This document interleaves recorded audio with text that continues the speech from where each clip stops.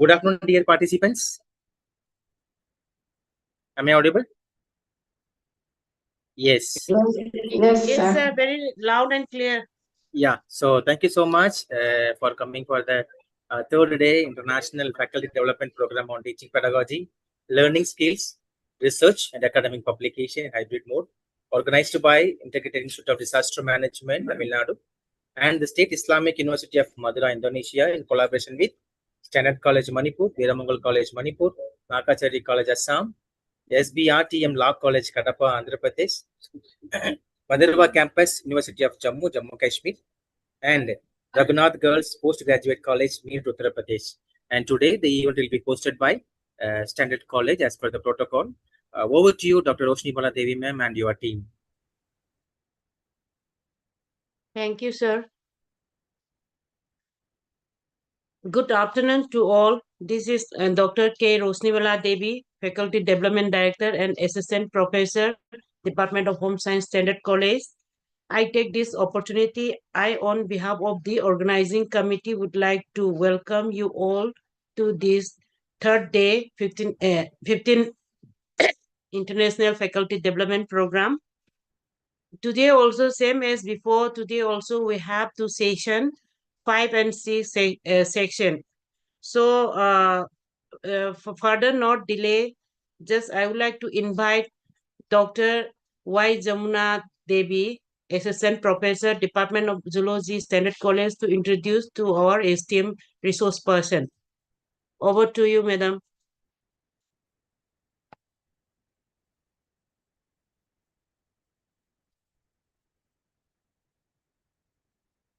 Just I'll check whether she join or not.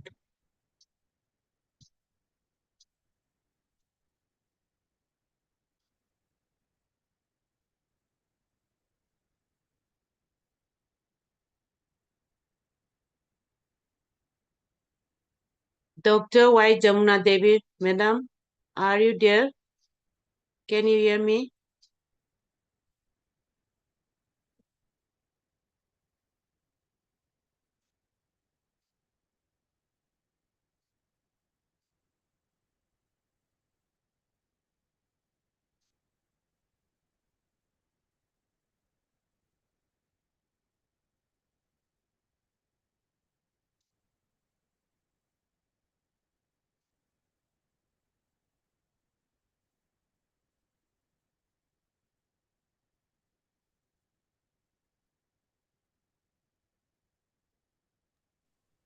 Dr. Y. Jamuna Devi, please Yes, come ma'am. on the screen.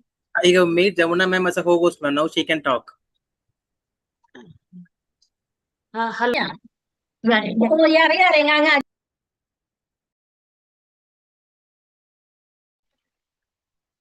Good afternoon, everyone. Good afternoon, ma'am. Good afternoon, everyone. Respected resource persons, dignitaries, dear participants, I warmly welcome to you all today's FDP. Today is the third day. We will have an esteemed resource person who will deliver in the topic learner-centric teaching approaches and active learning strategy. It is my pleasure to introduce today's esteemed resource person, Dr. S. Shri Ranjani Mokshagadam. Is a professor of management at BGS B School and serves as a resource supervisor at University of Mysore. Madam is an experienced academician and researcher with significant contribution in the field of management studies, higher education, and research guidance. Madam has been actively involved in teaching, mentoring scholars, and promoting innovative learning practices in higher education institutions. Madam's academic interests includes learner-centric pedagogy, active learning strategies, educational leadership management, education, and research methodology. Madam is known for her encouraging participatory learning environment in the enhancement of the student engagement, critical thinking, and collaborative learning. Today's Madam's deliver in the topic learner-centric teaching approaches and active learning strategies. She will focus on the research methodology, teaching methodology, interactive classroom practices, student engagement techniques, and innovative approaches that support effective and outcome-oriented learning experiences. I honestly request all the participants to pay full attention to Madam, our esteemed resource person, so that all of us will get maximum benefit of her deliberation. I, on behalf of the organizing committee and the collaborative institution, I invite the respected Madam Dr. S. Sri Ranjani Mokshagadam, Professor of Management at BGS B School and serves as Research Supervisor, University of Mysore. Madam, on behalf of the organizing committee and the collaborative institution, I invite to deliver the space. Welcome you, Madam. Floor is yours, Madam. Thank you so much for that long and extended welcome, Jamuna ma'am. Hope I'm audible and visible. Yes, Audible ma'am. Yes, and ma'am. visible. Yes. Yes, ma'am. Thank you. So thank you, Roshni Bala ma'am, to you too. Yes. So very good afternoon, everyone, and a Good warm afternoon, madam. Yes, ma'am.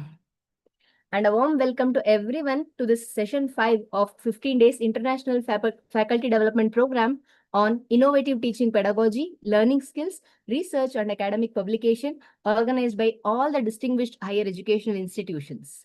And definitely it's truly a pleasure to interact with you all once again. And without further ado, let's move into today's discussion.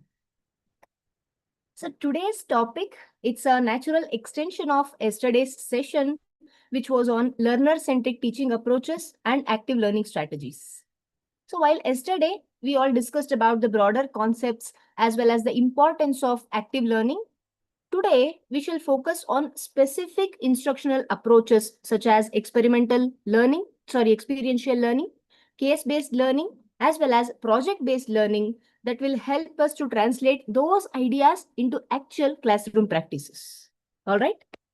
So to begin with, see, in today's educational environment, students, they are not just looking for information alone. They are also looking for understanding, application, as well as for the real life relevance. So that is exactly why this topic, experiential learning, case-based learning, as well as project-based learning, they have become extremely important in modern pedagogy. And as educators, we frequently notice that our students may remember concepts for examinations, but actually they struggle to apply them in practical situations. Correct? We discussed about the same yesterday. Now, all these learner-centered approaches will help them to bridge that gap. And they transform your classroom from a passive listening space into an active learning environment. That means clearly your students can think, they can analyze, they can collaborate, explore, and even create. So in brief, experiential learning will allow your students to learn through direct experience and reflection. And when students, they learn by doing, definitely learning becomes more impactful. It will be engaging as well as long-lasting too. As discussed yesterday, case-based learning, it develops critical thinking, analytical ability, as well as decision-making skills. So by discussing the real or even simulated situations, students will learn how to connect theory with practice. And they can approach the problems, especially from multiple different perspectives also. Then speaking about project-based learning, it encourages creativity, teamwork, communication, research orientation, as well as problem-solving skills. So it prepares our students not only for academic success, but also for professional as well as the challenges that we face in the society. And most importantly, let me tell you, these approaches shift the focus from teacher-centered instruction to student-centered learning. And they help us, the educators, to nurture independent learners. We can even nurture innovative thinkers, as well as we can make our students responsible professionals. See, because as we all know, in this 21st century educational landscape, industries are constantly expecting practical knowledge. They want adaptability from our students, collaboration, innovation, whatnot. So that's why these pedagogical approaches, I don't call them, they are no longer discretionary. They are no longer optional. They have become essential. And as teachers, if we adopt such methods, it enables us to make learning more dynamic, more impactful, engaging, as well as relevant to the real world.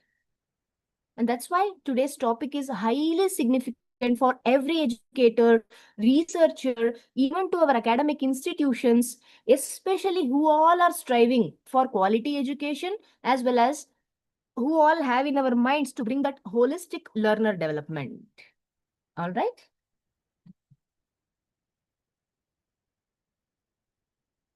Hope my pace is okay. Is everything clear? Yes, okay, ma'am. Yes, madam. Yes, madam. Thank you. Okay. Need for modern pedagogy. So let me start with a small thought. See, let me ask you, as teachers, have you ever felt that your students, they study sincerely for their exams? They write well, they even score marks. Yet, our students hesitate when you ask them to apply the same concept in real life situation. Have you all noticed this? Is it happening with your students also? So our students know all the theoretical concepts. They can even score 95 out of 100. But they are not able to apply it in the real life situations happening. Yes, I can see so many yes here. Of course. So we are not alone then. Correct? And that is exactly why modern pedagogy has become so important today. Now, can anybody please tell me what is the concept of modern pedagogy? What is your understanding of this concept? If I say modern pedagogy, what comes to your mind first?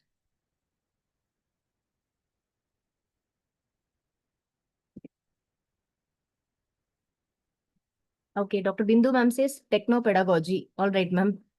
Very important factor. Yes. Others?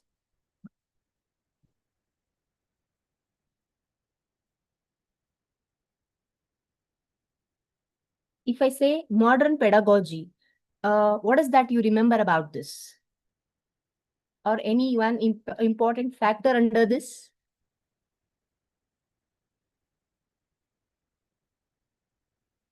Okay, Saroja ma'am says using of technology and digital as well as AI, artificial intelligence. Okay, ma'am. Dr. Srinivas Rao sir says teaching strategies. Okay. Vishal Rana sir says critical thinking as well as digital literacy. Okay. Roshni Bala ma'am says move to new methods of learning. Perfect, ma'am. Yes. So in simple words, combining all this, all your inputs, modern pedagogy means contemporary teaching methods and approaches, especially that focuses on active, learner-centered, technology-enabled, skill-oriented learning rather than our old traditional lecture-based teaching. Yes, you all are right. Now, if we look at the learners who are sitting in our classrooms today, one thing you can observe is they are very different from the learners of the past. Am I right? Why I say this? Because our students, Gen Z students especially, they are curious, they are technology driven, they are expressive, and they are constantly connected with the real world. Naturally, what is happening? Their expectation is something different. So, they expect learning to be interactive. They want some relevance. They want it to be practical. So now the question is, can learning happen effectively if students only listen throughout the class? Or does deeper learning happen when students actually discuss, explore, experience, question, and create? Which one would you agree? First one or the second one?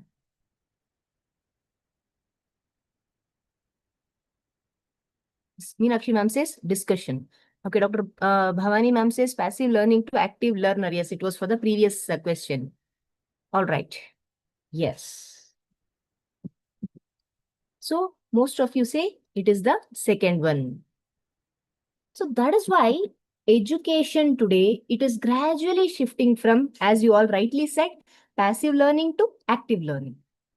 And the role of a teacher is no longer limited to just giving the information alone. Even in yesterday's class, we discussed that we all are becoming facilitators, mentors, and also the creators of learning experiences.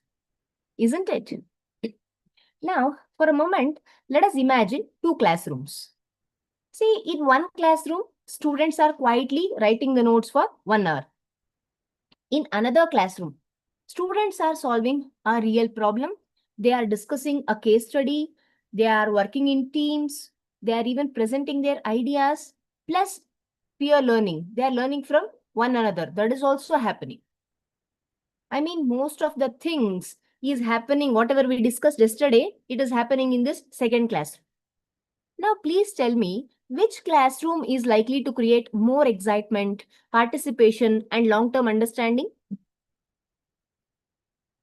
Yes, definitely again the second one. Correct. So the reason is simple. Because students remember better when they are intellectually stimulated and when they are emotionally invested in learning. Correct. Another important reason for modern pedagogy is growing industry demand for practical skills. See, today's employers are not only looking for subject knowledge. They increasingly value the individuals who can apply knowledge in unfamiliar situations, who can work effectively across multidisciplinary teams. They want individuals who can make informed decisions even under ambiguity. And they are looking for someone who can continuously adapt to evolving the professional environments. See, in fact, if you look at the India Skills Report 2025, which is prepared in collaboration with AICTE, All India Council for Technical Education, CII, Confederation of Indian Industry, as well as VBox, WHEE Box. So this is a company that assesses employability skills and workplace readiness among the students as well as graduates. That is actually headquartered in Haryana. I'll type it here, the name of the company.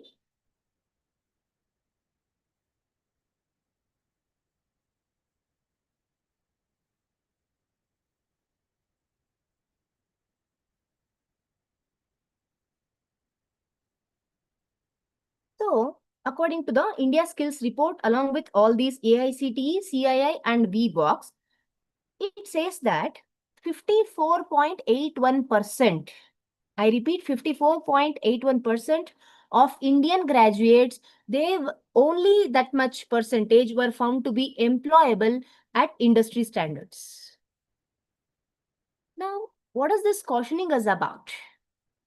So this clearly highlights the growing gap between academic learning as well as the expectations at workplace. Correct? And these competencies cannot be fully developed through memorization alone. Again, a very, very important point to be underlined.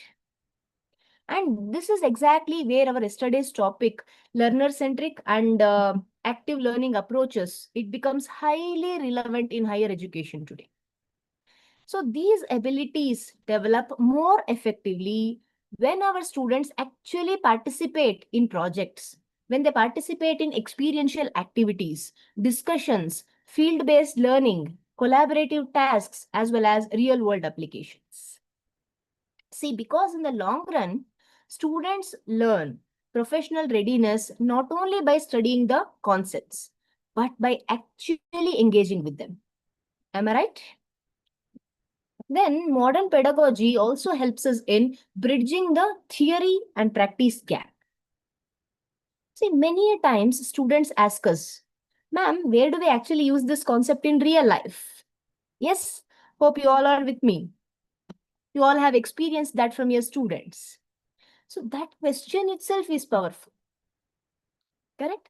It reminds us that learners today, they want relevance. They want to see how classroom knowledge connects with our society, careers, industries, and even in everyday lives, they want some importance. They want some relevance. And finally, modern pedagogy, it encourages lifelong learning. See, because in today's world, knowledge, it keeps changing rapidly. Because technologies evolve, professional expectations evolve, even teaching methods also evolve. So our goal should not be only to prepare our students for the examination sake, but we are here to prepare them for continuous learning throughout their lives.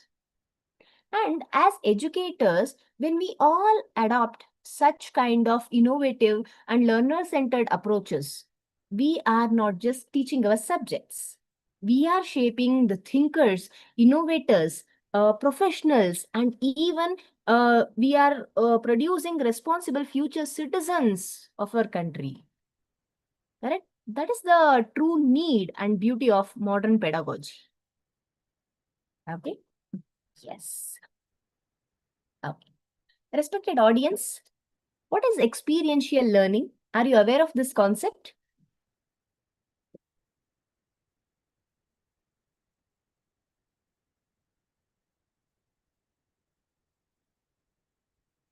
Are you using this in your classrooms?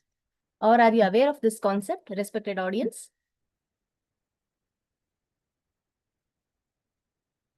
Okay, Meenakshi ma'am says continuous learning. Madhumita ma'am says learning by doing. Ankita ma'am says yes, you have been using it. All right, ma'am. What about others? Okay, Shivam Singh sir says yes. Ankita ma'am also says yes. Uma ma'am says learning through experience, trying to solve real world problems. All right. Malesham sir says learning by doing. Runu sir, Srinivas Rao sir, Mini Harikumar sir says yes. All right. I'm getting too many responses here. Sorry if I have missed any of your names. Ashok Kumar sir says practical learning. Dr. Roshni Bala ma'am says learning through experiment or practical experiences. All right. Ayappan Karthikeyan sir also says experiential learning. Tripuresh sir says yes. All right. Jyotsna ma'am says learning by doing. Srinivas Rao sir says real life experience. All right. Way of learning, learning by doing, experience. Oh my God. So many responses. Thank you. Yes. Okay. A learning experience is the holistic journey a person goes through to acquire new knowledge, skills, and attitude, says Dr. Sejal ma'am. All right. Okay, the responses are just moving. I'm getting too many responses. All right. So, yes. You're not new to this concept. Thank you so much for all your answers. Now, okay. Now, let me change my way of explaining about this. Now, let me ask a very simple question to our audience. Say, can someone learn swimming only by reading a book about swimming? Or let me put it this way. Can someone become a good driver just by listening to theory classes alone? Can this happen? Yes or no? Yes. Okay. Most of you, you say no. Yes. See, because some forms of learning become appropriate only when we actually experience them, as most of you said the same thing. And that is the core idea behind experiential learning. Learning through experience and reflection. So in simple words, experiential learning, often, as most of you said, we call it as learning by doing. So instead of our students just listening to our concepts, what they do is they actively participate in activities, situations, experiments, projects, fieldwork, simulations, role plays, or taking up any real world tasks. And the most important part is, after the experience, students, they start reflecting on what they learned, what actually worked, what challenges did they face, and how can they improve further. So learning does not stop with the activity alone. It deepens through, yes, most of you said that, reflection. I mean, in simple words, reflection means introspection or self-assessment and understanding. Okay. Now, this concept is strongly connected with Kolb's learning cycle. Anybody knows about this? Kolb's learning cycle?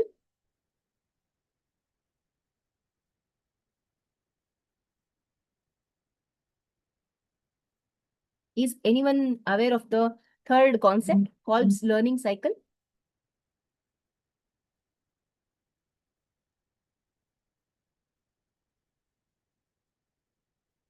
Okay. Tripuresh sir says, yes, you are aware, but not much. All right. Okay.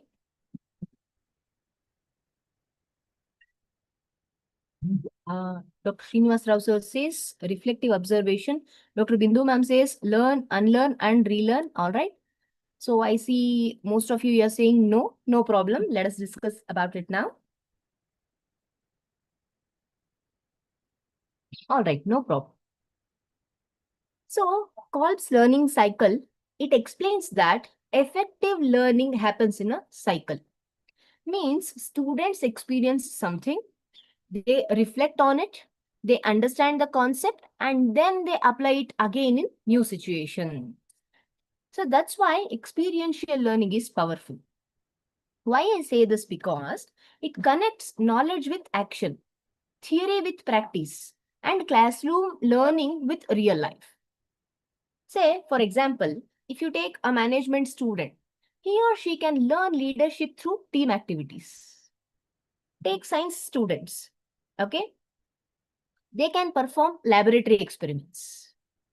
Even a teacher trainee can handle the classroom simulations. Take engineering students for that matter. They start building a working model. So all these are examples of experiential learning only.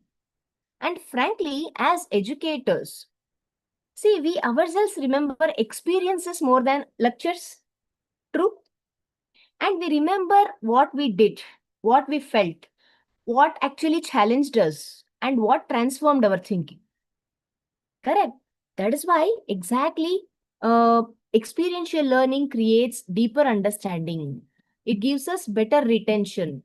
There will be obviously higher engagement and stronger practical skills even among our students.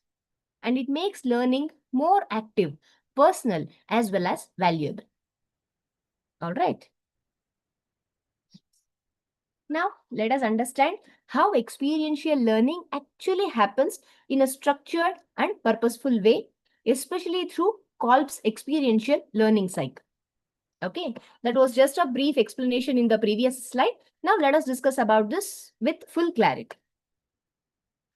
Mr. David A. Kolb, I'll type it here.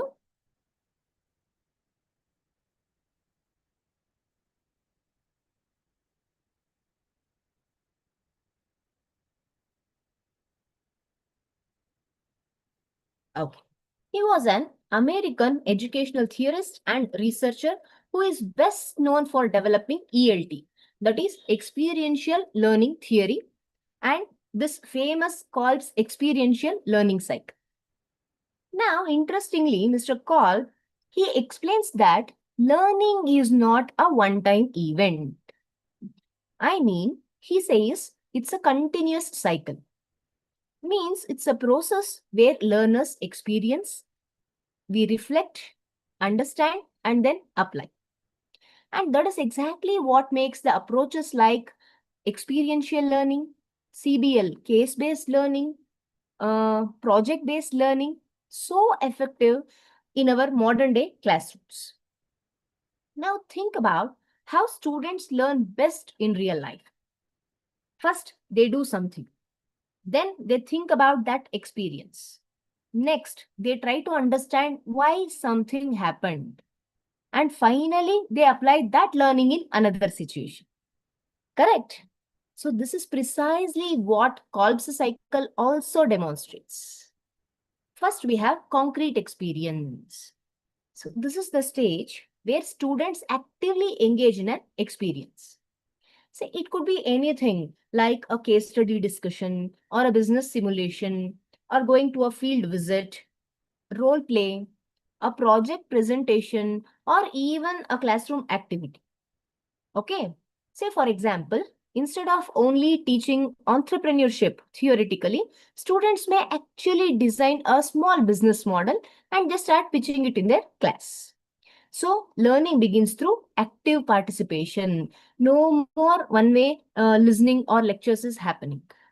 Next, we have reflective observation. Somebody already told about this. So, after the activity, students will pause and they reflect on their own experiences. They begin asking questions like, what happened? What worked well?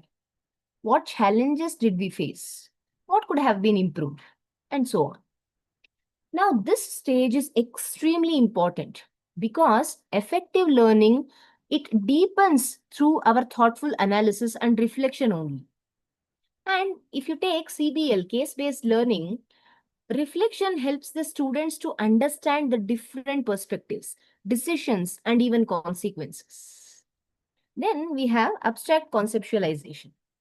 See, at this stage, students start connecting their experiences, especially with the theories, concepts, and the academic frameworks. Now, they begin to understand the why behind the experience.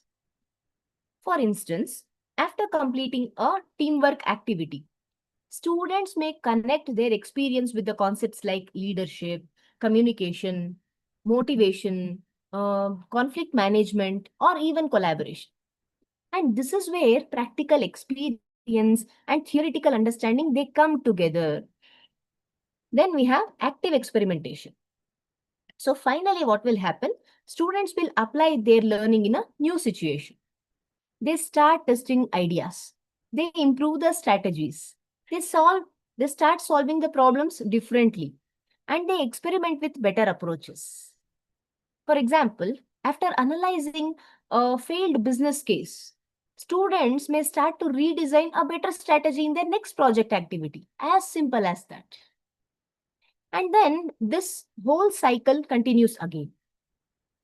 So, what makes this Kolb's model so powerful is that it treats learning as an active and evolving process rather than simple memorization. So, as educators, this gives us a very important insight also. What is that? Our students learn more effectively when they are actively involved in experiencing, reflecting, thinking, and applying. So that's why experiential, case-based, and even project-based learning approaches, they create deeper understanding. That's why we see higher engagement amongst our students. There will be critical thinking. Their confidence even increases. Plus, they will have long-term retention. And they transform our students from silent listeners to active learners. Okay. Now, I will also tell you about one more interesting connection here. See, Kolb's experiential learning cycle, it beautifully aligns with Bloom's taxonomy. Do you know how? How do you feel these two models? Now you know what is Kolb's experiential learning cycle. Of course, you all know about Bloom's taxonomy. Now, how do you feel these two models are connected in the learning process? Any guesses?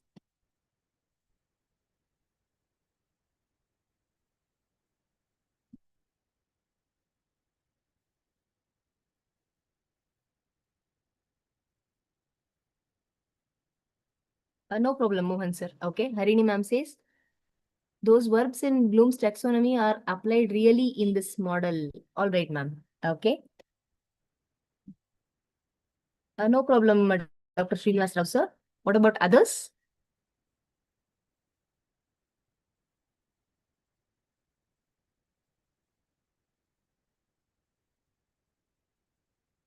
By any chance, can you just try to connect the two models, Kolb's cycle as well as Bloom's taxonomy?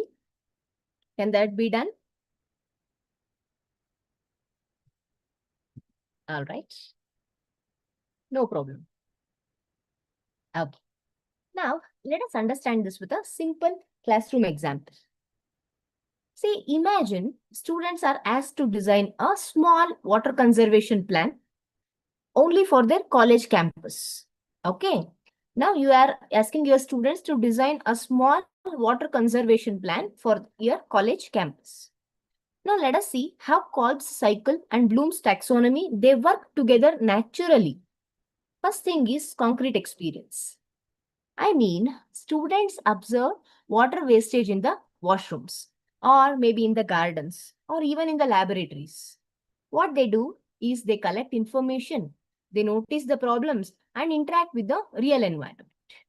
At this stage, according to Bloom's taxonomy, students are mainly remembering the previous knowledge about water conservation. And they are also trying to understand the issue practically. Two things are happening here, remembering and understanding. So learning begins with experience and observation. Next thing we have reflective observation.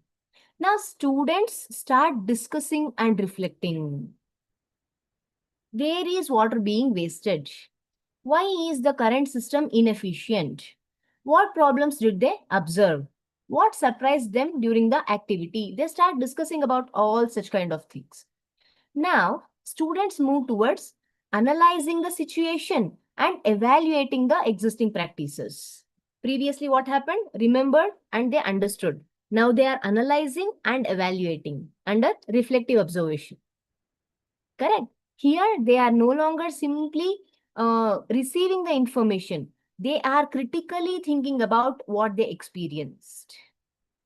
Next, we have abstract conceptualization. Now, students begin connecting their observations with the concepts and theories. See, they may apply sustainability concepts here. They may even bring in the environmental management principles or the rainwater harvesting ideas, or even the resource management strategies. At this stage, what is happening under abstract conceptualization and mainly under Bloom's taxonomy, they are applying the concepts and they are connecting theory with practice. So learning becomes conceptual and definitely meaningful to them. Then we have active experimentation.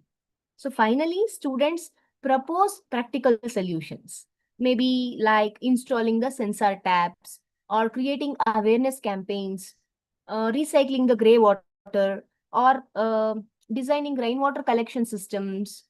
So some groups may even create prototypes or the implementation plans. It's no wonder all our students are very smart nowadays. Correct. So students reach the higher order learning also. How? Simple, by solving the problems, making the decisions, and creating innovative solutions. And this is the highest level of Bloom's taxonomy. What is that? Creating knowledge, not merely remembering it.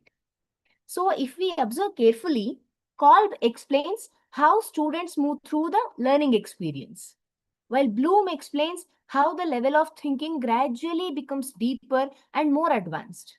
And this is the real beauty of experiential learning. What do you all say? Students move from observing to thinking, thinking to applying, applying to creating. And that is exactly the goal of modern pedagogy today. Not simply helping students to score marks, but help them to think critically, allow them to innovate, let them solve the real problems, and they will perform confidently even under any real world situation. Are we clear so far? Respected audience?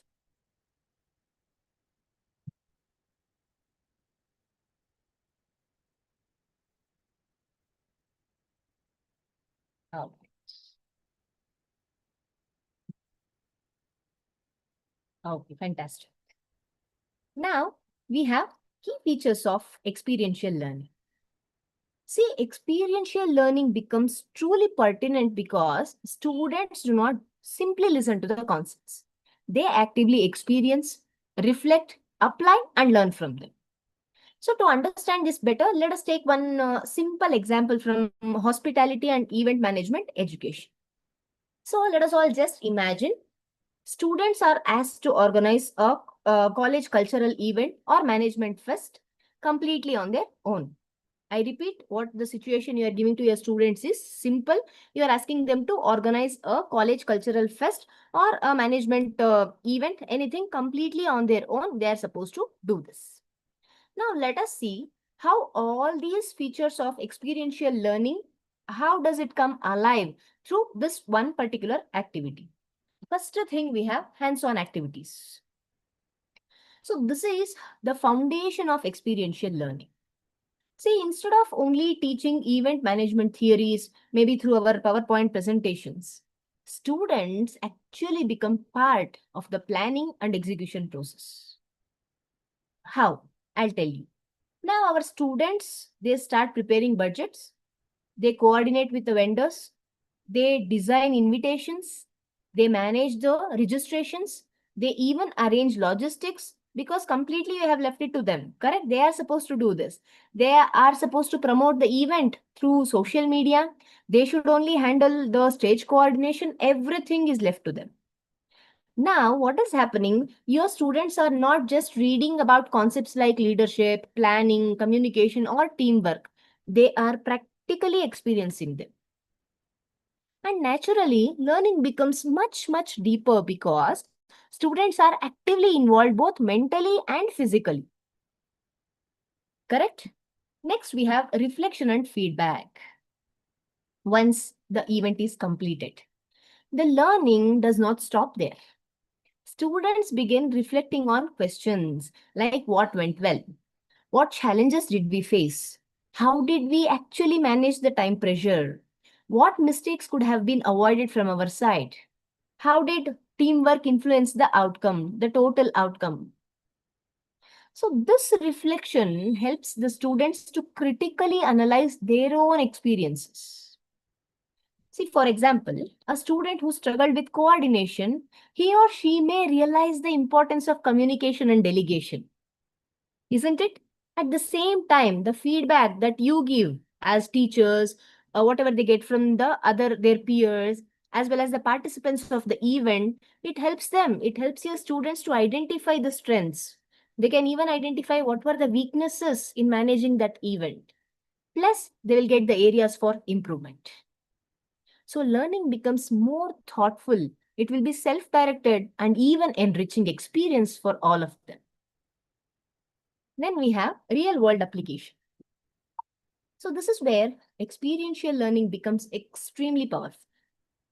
So students begin understanding how classroom concepts actually function in real professional situations.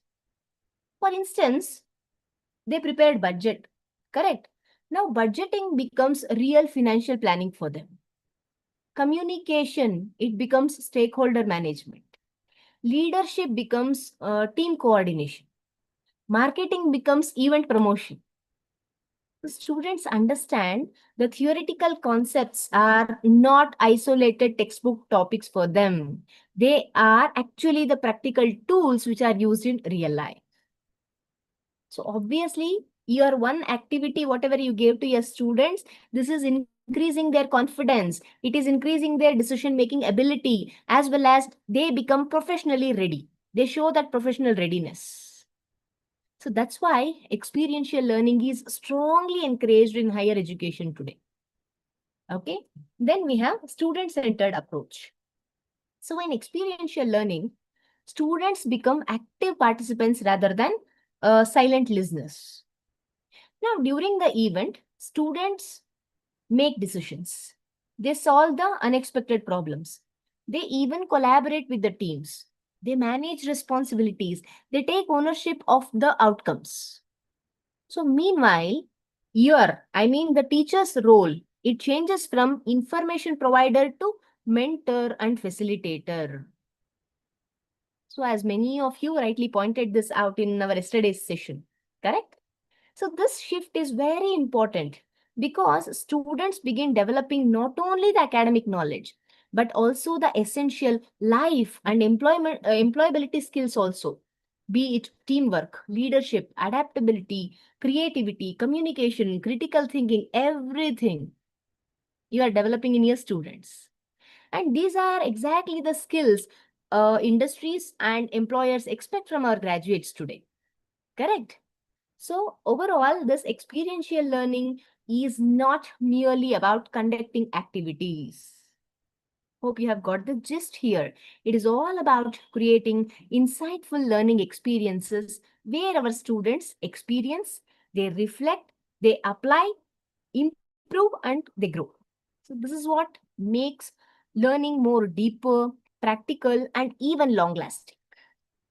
Okay. Are we clear with experiential learning, respected audience?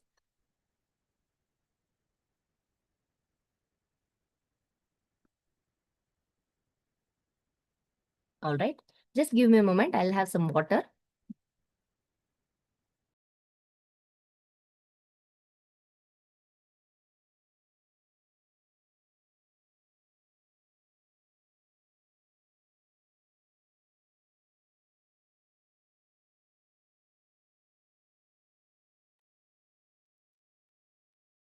Okay, fine.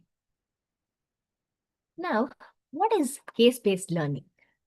See, in our previous session, we discussed about this. Do you all remember? CBL, case-based learning.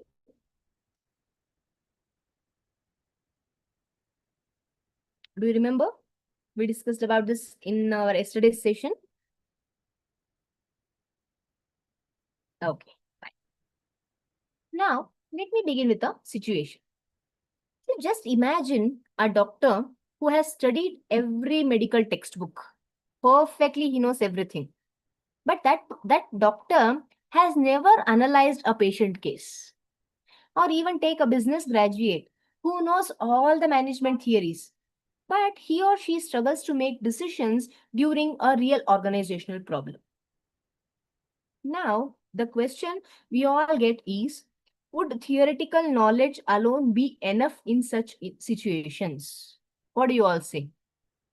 Is it enough? Is theoretical or book knowledge enough in such kind of situations?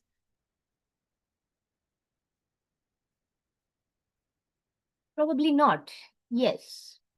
See, because in real life, problems seldom come with direct answers. It rarely comes with direct answers. People must analyze the situations. We must think critically. We have to discuss the possibilities. Then we should evaluate the consequences. Then only we can make the decisions. Correct? And that is exactly the purpose of CBL, case-based learning. So this is a case-based learning is a teaching approach where students learn through the analysis of real life or even simulated cases. Say instead of you directly giving solutions, what do? As teachers, you present a situation in front of your kids. I mean the students. A situation, a challenge, or even you can present a conflict or any scenario to your students, and you encourage them to examine it from different perspectives. Now, in simple words, students learn by asking, what exactly is the problem here? Why did this happen? What could be the possible solutions? Which decisions would be most effective and why? So this method, it makes learning much more active. It becomes analytical. Plus, it is discussion oriented. Say, for example, in a business management classroom, students may be given a case about a company which is facing declining sales, or there may be some employee dissatisfaction inside the organization.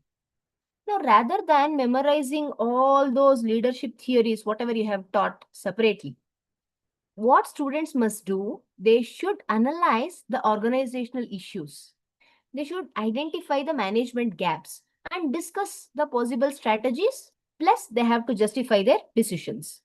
Why did they arrive at this particular plan A or plan B? Anything. Now, students are not just learning concepts anymore. They are thinking like managers of a company. Agree with me? Yes or no? Yes. Of course. Similarly, law students, we just discussed about management students. Maybe law students, they can examine court cases and legal arguments in a similar manner. Or medical students, they can analyze the patient histories. They can discuss about the treatment options. Education students, they can discuss the classroom behavior scenarios. Engineering students, allow them to evaluate the technical failures and let them design the solutions. So each case, it pushes our students to think beyond the answers they get from our textbooks. All right. One beautiful aspect of CBL is that there may not always be one perfect solution. That is not there. Different students may suggest different approaches. It is all based on their reasoning, their experiences, and how they interpret that case. So this naturally creates relevant discussions in your classrooms. There'll be relevant debates, collaboration, and deeper understanding. Few things, in fact, from this CBL, as teachers, whatever we do not know, even we start experiencing that. Even we start thinking from such kind of angles from our students. And this is true.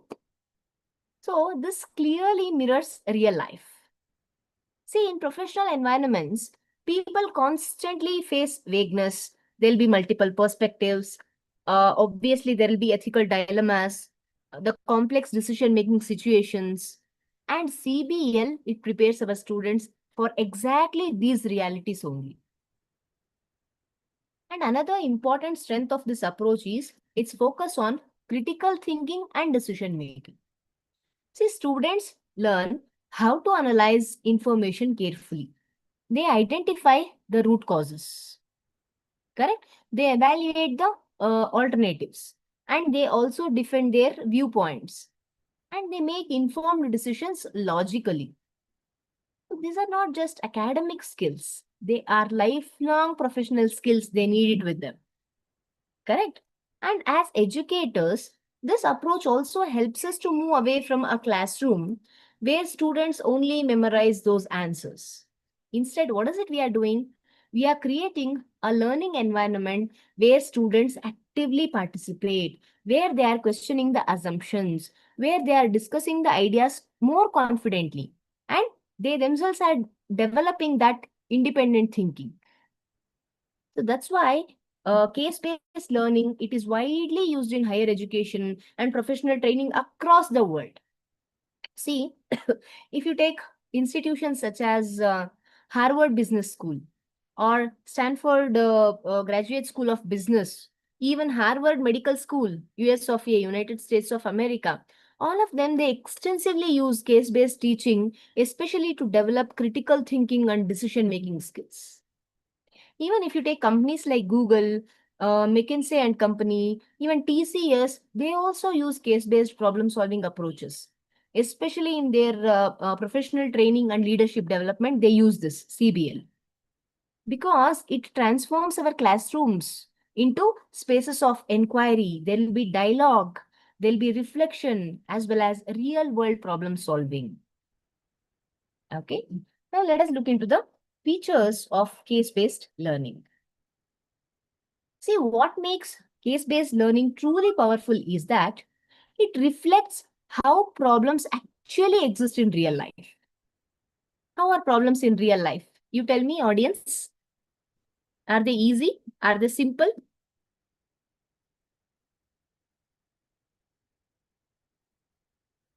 How are problems, everyday problems, whatever we face in organizations, in institutions, or even in our personal lives, how are they? Yes, Harini ma'am says, uncertain and unexpected. Of course. What else?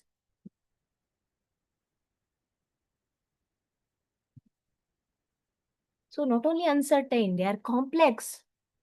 They must be discussion oriented, and it should be decision driven. Correct? Yes, Meenakshi ma'am says complicated. Look, Isai sir says complex, of course. Now, let us understand this more clearly. Let us take a real world example from the medical field. Let us just imagine a hospital case where a patient is admitted with chest pain. He or she has breathing difficulty, fatigue, and some irregular heartbeat. Okay, I'm just giving an example in the medical field to understand the features of CBL. Now, different reports suggest multiple possibilities, like the patient may have stress-related complications or some sort of cardiac issues, or maybe even lifestyle disorders, or even side effects from the medication, whichever they have been using for all these years. Now, the doctors nurses, and the specialists, they all must work together to analyze what actually is the situation, and they must make their proper decisions quickly also. Now let us see how the features of CBL emerge through this one case. Okay, first thing is real life context. So this is one of the strongest features of case-based learning. Students are placed in situations that closely resemble real professional environments. I mean, instead of only reading about symptoms and the diseases theoretically, medical students begin thinking like actual healthcare professionals. Now, they will start asking what are the possible causes, which symptoms are most critical in this patient, what additional tests are required, what immediate treatment should be prioritized. Now, learning becomes realistic as well as memorable to them. I mean, meaningful to them. Because students see how knowledge operates in actual situations. Suddenly, concepts are no longer isolated textbook chapters to them. They become human-centered problems because it is involving urgency. They should show responsibility, and there must be quick and proper decision making. Correct? And this real life connection, it increases both their engagement as well as practical understanding. Correct? Then we have open-ended problems. Another important feature is that case studies usually do not have one perfect answer. Correct? We just discussed about this in the previous slide. And truthfully, real life rarely provides neat solutions to us also. Now, in this medical case, one group of students may prioritize cardiac evaluation immediately. Another group, they may focus on stress-related conditions or the lifestyle history of the patient. See, both approaches, you cannot say which is right, which is wrong. They have valid reasoning here, both the approaches. So this is teaching our students something very important. Complex problems, it requires analysis. There must be evaluation, interpretation, as well as balanced thinking. And students learn how to compare the alternatives. They justify the decisions. They handle improbability. And they think critically instead of memorizing only those fixed answers. And these are extremely important professional skills in every field today. Do you all agree with me?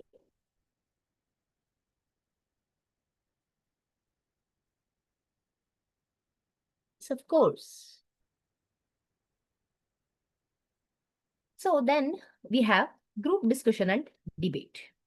See, case-based learning naturally creates active discussion, and we all witness collaborative learning. See, students begin sharing their ideas. They start questioning the perspectives of others. They start defending their viewpoints, and they learn from one another. For example, during the discussion, one student may focus on emergency treatment. Nothing wrong in that. Another may highlight patient history. Another one may discuss about ethical concerns, or they start communicating with the family members. Now, the classroom becomes intellectually active here.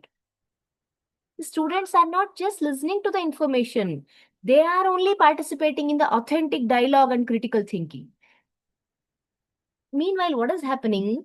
This whole process is improving their communication skills. Are you observing this? They are getting more confidence. They are working with teams. Plus, they are ready to give analytical reasoning. And these are the essential skills required in our modern professional environments. Correct. Then we have application of theory. So this is where CBL becomes academically powerful.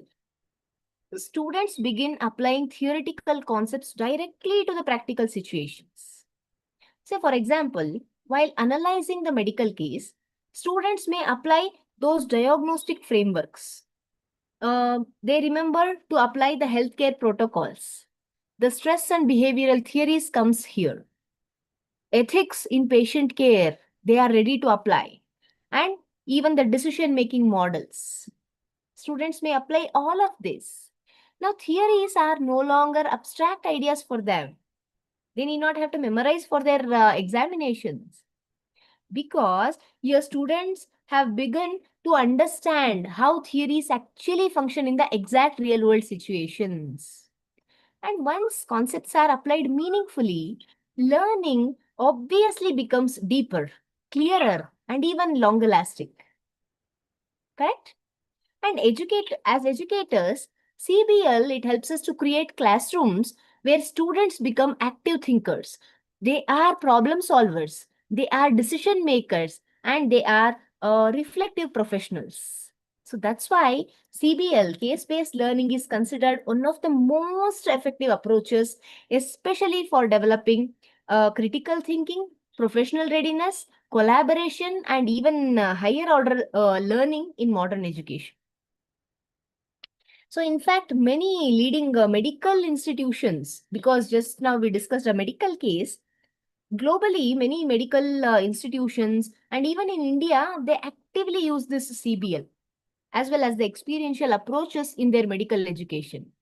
If you look at McMaster University, Canada, it is globally recognized as a pioneer of problem-based learning, PBL, in medical education, what we discussed yesterday. And Harvard Medical School, which is in Boston, US of A, it is widely known for case-based discussions and clinical reasoning approaches only. So the All India Institute of Medical Sciences, New Delhi, and several AIIMS institutions also increasingly follow this competency-based and case-oriented medical education approaches only. Okay, so shall we also try for our classrooms? The same thing? Yes or no?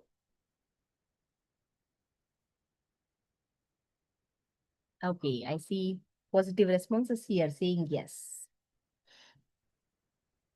All right. Okay.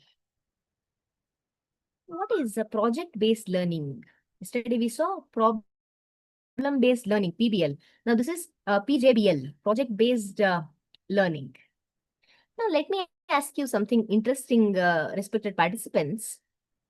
How do students usually feel most excited and involved in learning? How? Is it when they are only listening to lectures for long hours, or when they are actually creating something, or when they are solving a challenge, working in teams, and when they are seeing the outcome of their efforts? How? First one or the second one? By listening to long hour lectures, or solving the challenges, or doing something, being active in the classroom? Yes, Meenakshi ma'am says solving the challenges.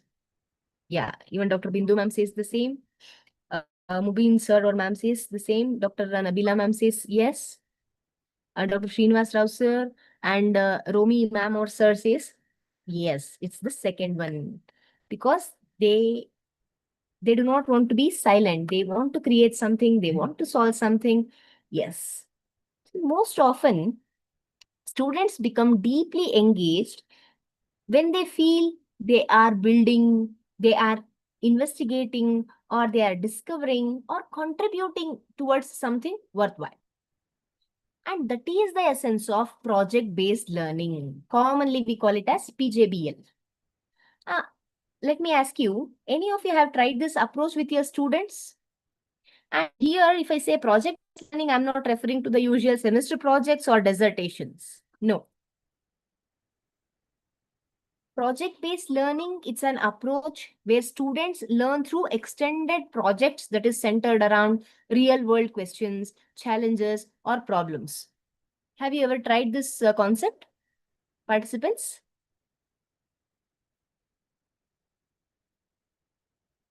Okay, Meenakshi ma'am says yes. Dr. Bindu ma'am says small projects. All right.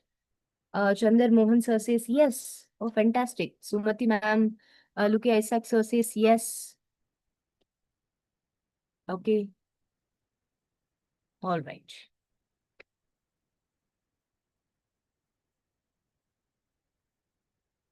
Lovely. Have some.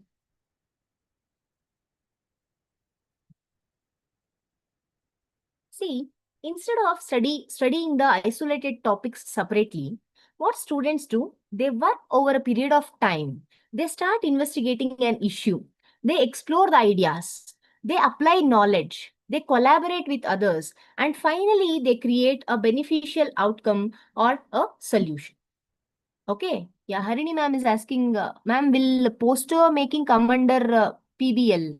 Ma'am, you mean project-based learning? Yes, poster making can come under this, ma'am.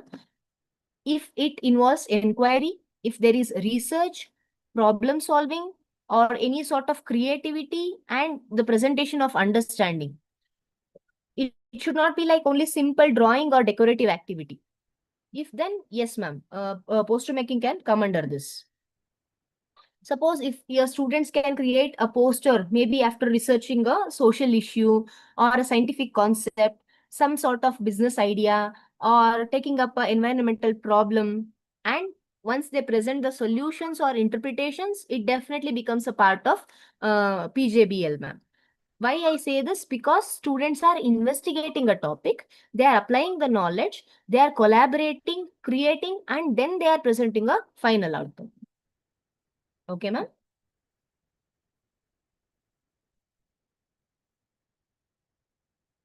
All right. Yes, correct, Rohit Kumar sir. It is research, planning, as well as collaboration, definitely. So, I was trying to tell you, in simple words, students learn while doing a project. That is the thing. But importantly, this is not just about giving some assignments to them. See, a true project-based learning experience, it requires our students to investigate deeply. As I told you in this poster making example, they have to think critically. They have to make decisions. They have to conduct research. They should collaborate. They should manage the time. They should solve the problems, and then they have to present outcomes clearly. I'll give you one more example. Just imagine students are given a challenge. How can we reduce plastic waste within our college campus? Simple scenario, correct? Now, suddenly, learning becomes much more than classroom theory. I said you have given your students a situation.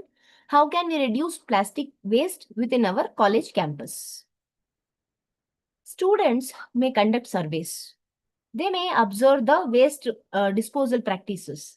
They start collecting the data. They interact with all the stakeholders.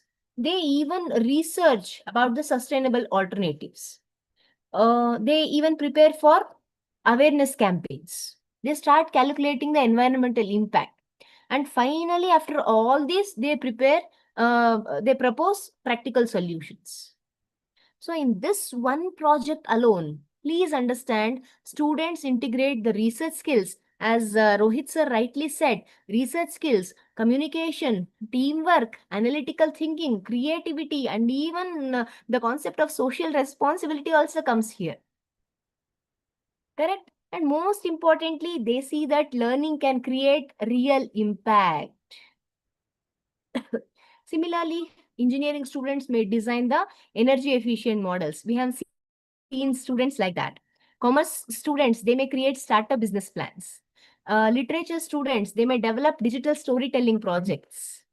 Why not? Computer science students, they may build applications for the community needs.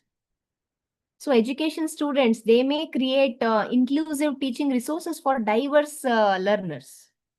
So the learning process becomes very active. It is purposeful and even interdisciplinary. I mean, you are combining knowledge, ideas, or skills from different subjects or different disciplines to understand and then to solve a problem. Correct? Clear so far, audience? Are you understanding what is PJBL?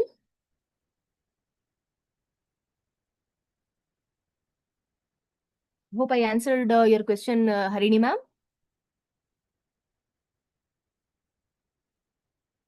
All right.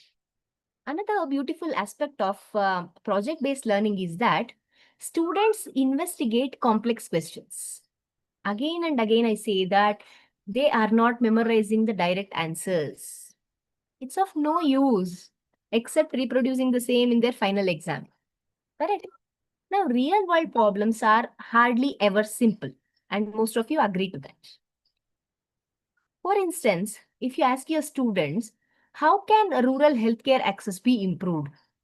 Or how can small businesses survive in the digital competition? Or how can classrooms become more inclusive?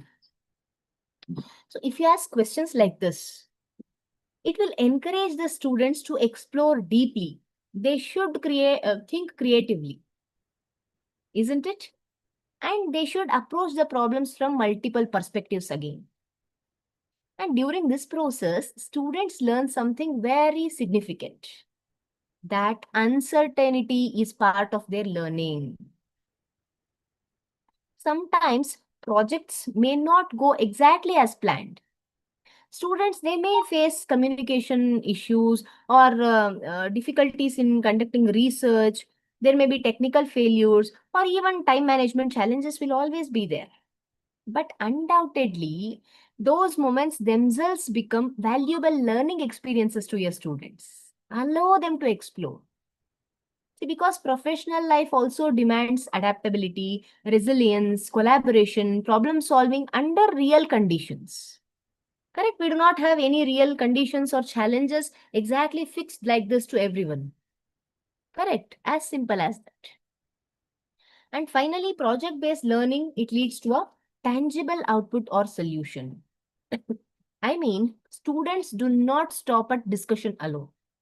They create something intellectually stimulating. Maybe a prototype, maybe a report, a campaign, a model, a presentation. They may even come up with a product, a digital solution, or even a social initiative. So this gives our students a sense of ownership as well as accomplishment, because they can actually see the outcome of their own learning efforts, isn't it? And as educators, project-based learning, it helps us to transform our classrooms into innovation spaces. Means students become creators rather than unreceptive learners. They begin to connect knowledge with action. They start learning with intention. And the education is with real-world contribution.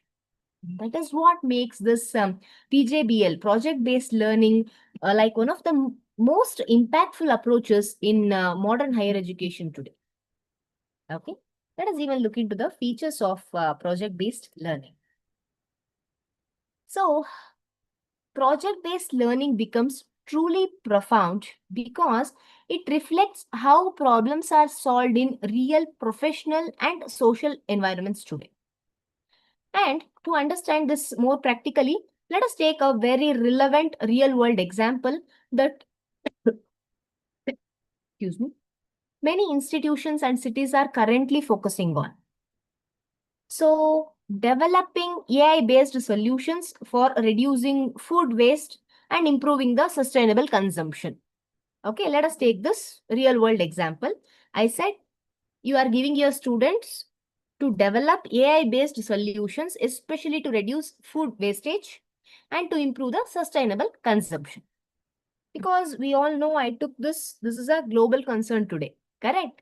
With growing discussions, especially around sustainability, responsible consumption, climate change, and smart technologies even. Now let us see how the important features of project-based learning, it emerges through this one project. First thing we have inquiry-driven approach. See, every project begins with an appropriate question or a challenge.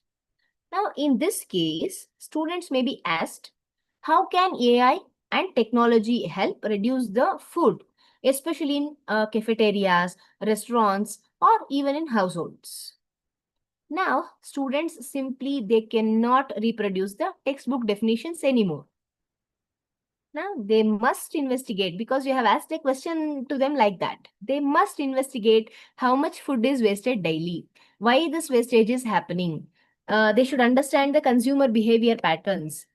They must get into the data collection methods. They should understand the existing AI tools and even the sustainable alternatives to this. Correct? Now, our students may start conducting the surveys. They will observe the food consumption patterns. They start collecting the real-time data. They will analyze the trends and they start exploring practical solutions to this. Now, learning becomes driven by curiosity, investigation, and all around solving that particular problem given by you. The students begin thinking like researchers. They become innovators rather than reactive learners. They become proactive now. Then we have collaboration and teamwork.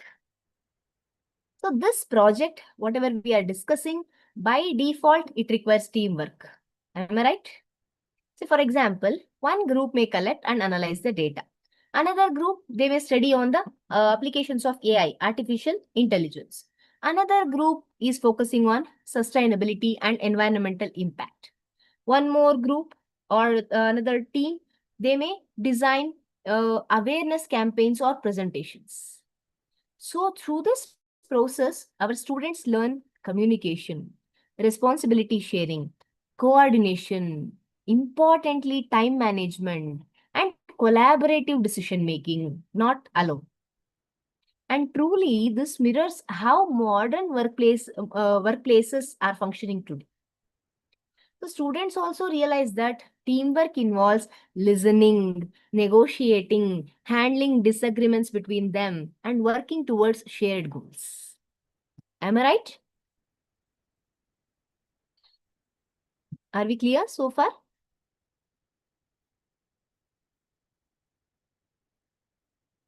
All right. Now, let us get into the third point, that is interdisciplinary learning. So, respected participants, can you please tell us about this concept? What is interdisciplinary learning?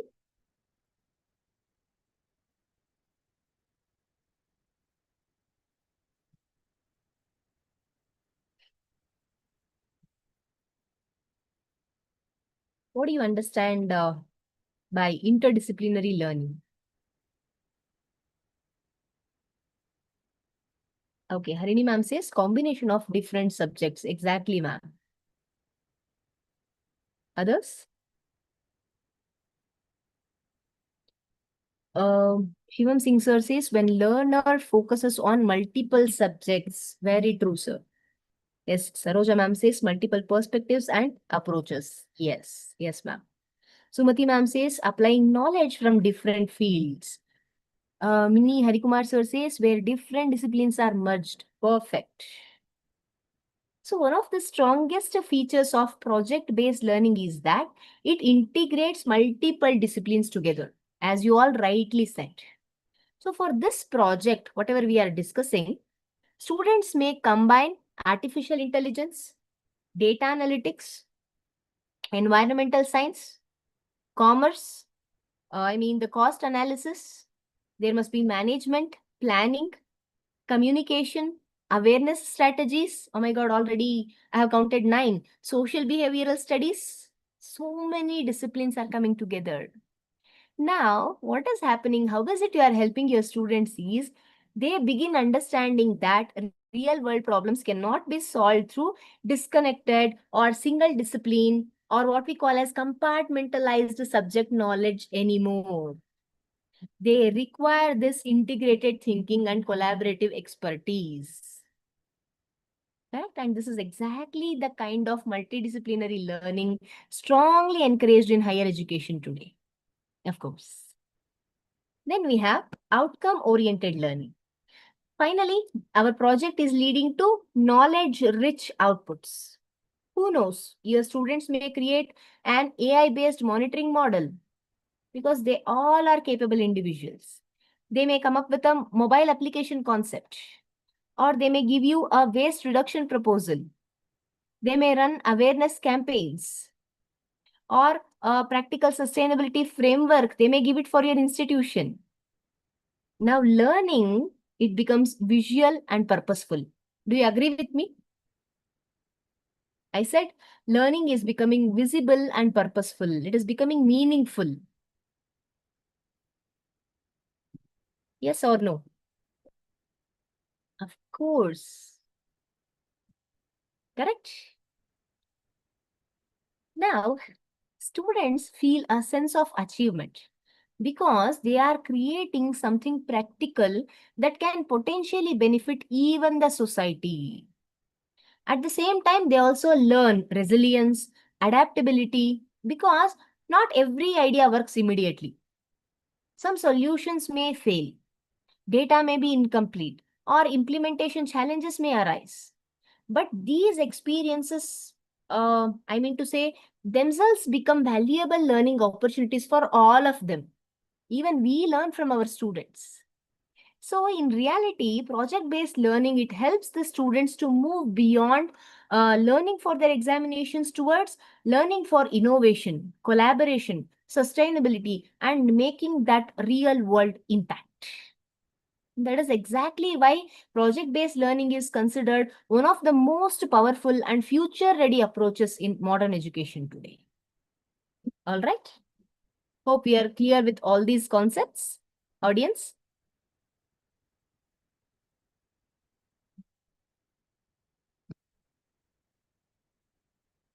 Okay. Yes. Benefits in higher education. Now, after understanding these approaches, an important question consequently it comes to our mind. Why are universities and higher educational institutions across the world increasingly, why is it they are adapting these learner-centered methods? Now, what is your answer? Because even in small institutions, bigger institutions, universities, everybody, yes, they want to adapt one or the other learner-centered methods. What is the reason? What do you think is the reason, participants?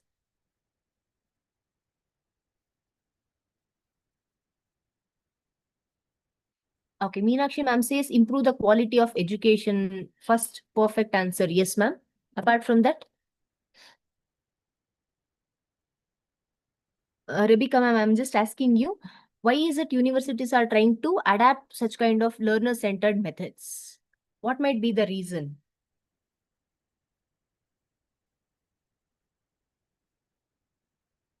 Okay, Saroja ma'am says changing perspectives of learners is making them to adapt such kind of methods. Okay.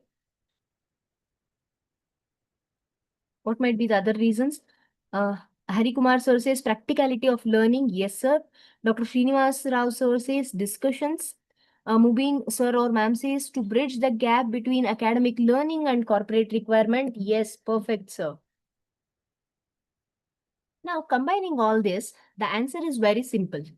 Because expectations from higher education have changed dramatically.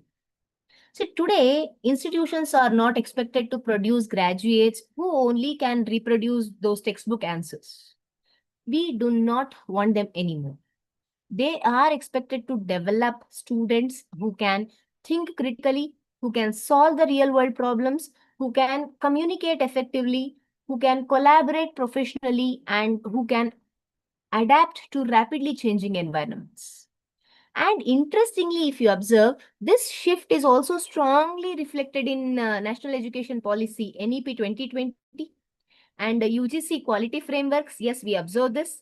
Even in AICTE's outcome-based education approach. Correct. So this kind of shift is reflected at all these places. So these policies emphasize on experiential learning, multidisciplinary education, skill development, innovation, internships, project-based learning, industry readiness. So in other words, higher education today is gradually moving from teaching the content towards developing these competencies. Do you all agree? Then we have critical thinking and problem solving. See, when students engage in projects, simulations, case discussions, or even field-based learning, they are progressively required to analyze the situations. They should evaluate the alternatives. They should make the decisions and justify their solutions. Now, this is developing their higher order thinking skills. These are again essential for conducting research, for developing leadership abilities in them, for being innovative, and even for professional decision making. And this directly aligns with, again, Bloom's higher cognitive levels of analyzing, evaluating, and creating. Remember? Yes or no? Yes. Then we have improved retention and deeper understanding. See, practically speaking, you tell us when students remember learning more effectively, when they experience it, when they discuss it, apply it, and emotionally connect with it. So this is when students remember learning more effectively. That is why experiential and project-based learning, it often creates deeper conceptual clarity when you compare it to that rote memorization-based learning. The students begin understanding not just what to learn, but also why it matters and how it applies. Then we have communication and teamwork skills. See, modern workplaces highly value the interpersonal and collaborative skills. Through presentations, group projects, discussions, case analysis, students gradually develop communication skills, teamwork, negotiation ability, confidence, and even leadership qualities. And honestly, industries today value these professional competencies as much as the academic scores of your students. Okay? Then we have increased employability. This is perhaps one of the biggest strengths of learner-centered pedagogy. Students exposed to real-world projects, practical problem solving, field exposure, collaborative learning, innovative activities, mostly they become industry ready. And even they will be professionally confident. You see the difference. This is exactly why institutions today are increasingly focusing on internships. Why is it they want the live projects? Or why is it they are trying to bring in that startup culture, innovation cells, incubation centers, skill-based learning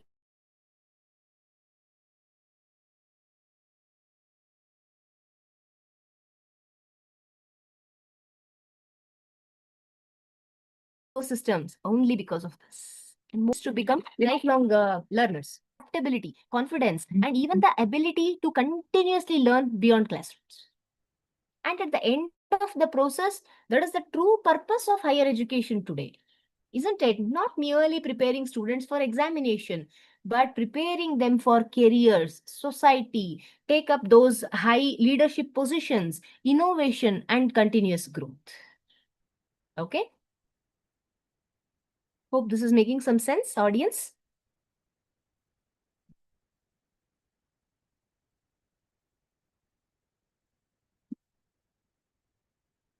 All right.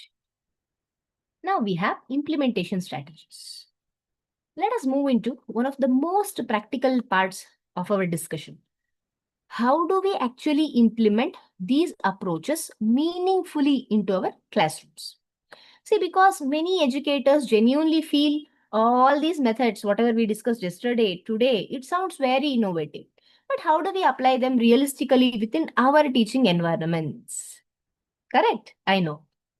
And implementation does not always require massive infrastructure, or complete curriculum redesign is not required. First, please underline this. Sometimes even small instructional changes, it can significantly improve your student engagement and their learning depth. Now let us look at a few practical implementation strategies which are shown on the slide. The first strategy is to bring real world situations into the classroom. So students learn far more effectively when learning resembles authentic professional experiences rather than remaining purely theoretical. For example, imagine your students participating in a public festival crowd management simulation. Okay, I said public festival crowd management simulation. You just announce a hypothetical situation like this. You tell to your students, a large public event is attracting thousands of people. Traffic congestion is also increasing. Rumors are spreading on social media. Okay, and authorities must prevent panic and they should ensure there is public safety. Now, what will happen? Students start taking different roles because this is a simulation activity, correct? They become police officers, they become district administrators, media coordinators, emergency response teams, and even traffic managers. Now, suddenly, students are not just studying theories about administration, communication, or crisis management. They must only make decisions now. They should coordinate the responses. They should communicate effectively, manage the pressure, and solve problems in real time. Because the situation you have given to them is like that. And that is exactly what simulations achieve. They transform our classrooms into active learning environments. Here, students apply knowledge practically while also developing confidence, teamwork, leadership, adaptability, and decision making skills in them. The second strategy is connecting classroom discussions with current professional and industry realities. See, instead of teaching concepts only theoretically, as educators, you can introduce realistic cases for analysis and discussion. For example, students may analyze why do crowd management failures sometimes occur even when large security arrangements are present? Valid point. Now, students begin examining the communication gaps, the leadership decisions, public behavior, emergency preparedness, the failures between coordination, ethical responsibility, and even they think about the risk management strategies. They are analyzing about all this. So different student groups may suggest completely different solutions. One group, they may say, they may focus on stronger public communication.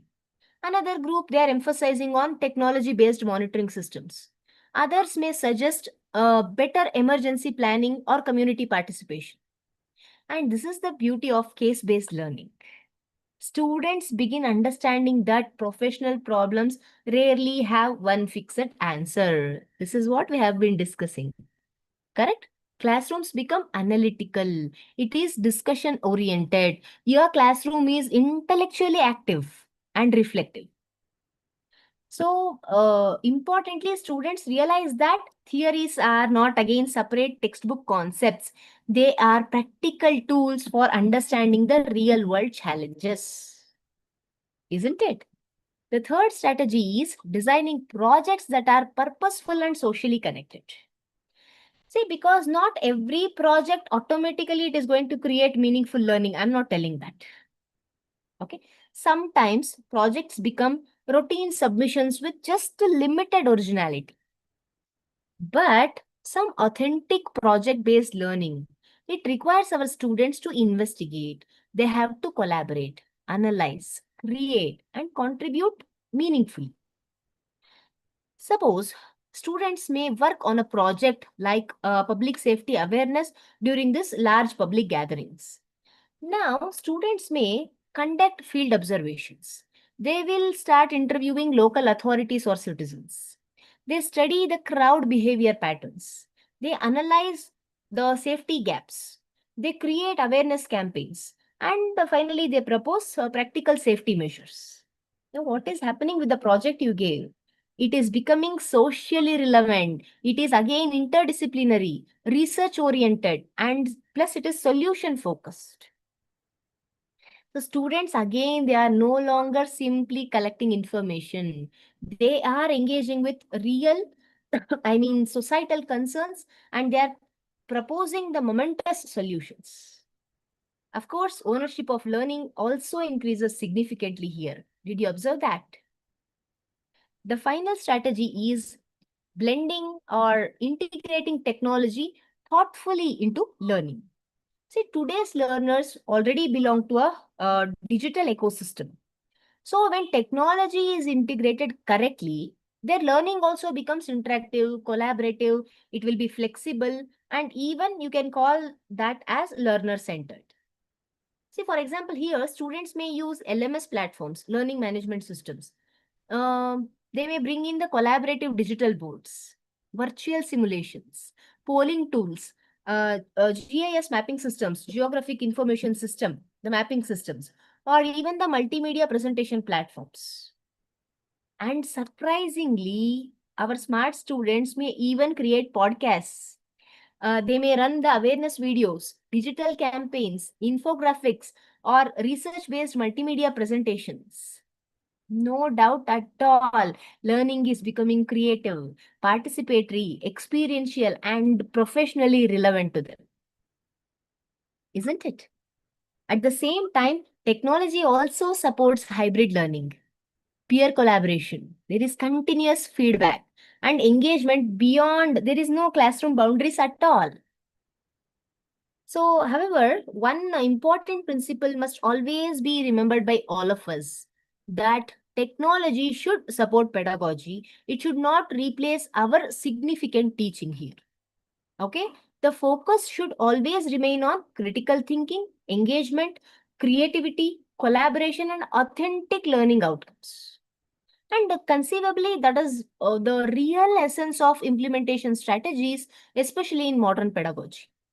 Means creating classrooms where students do not simply study the concepts, but they actively experience, they apply, they analyze, and connect learning with the real world. Isn't it? Then we have the challenges and solutions.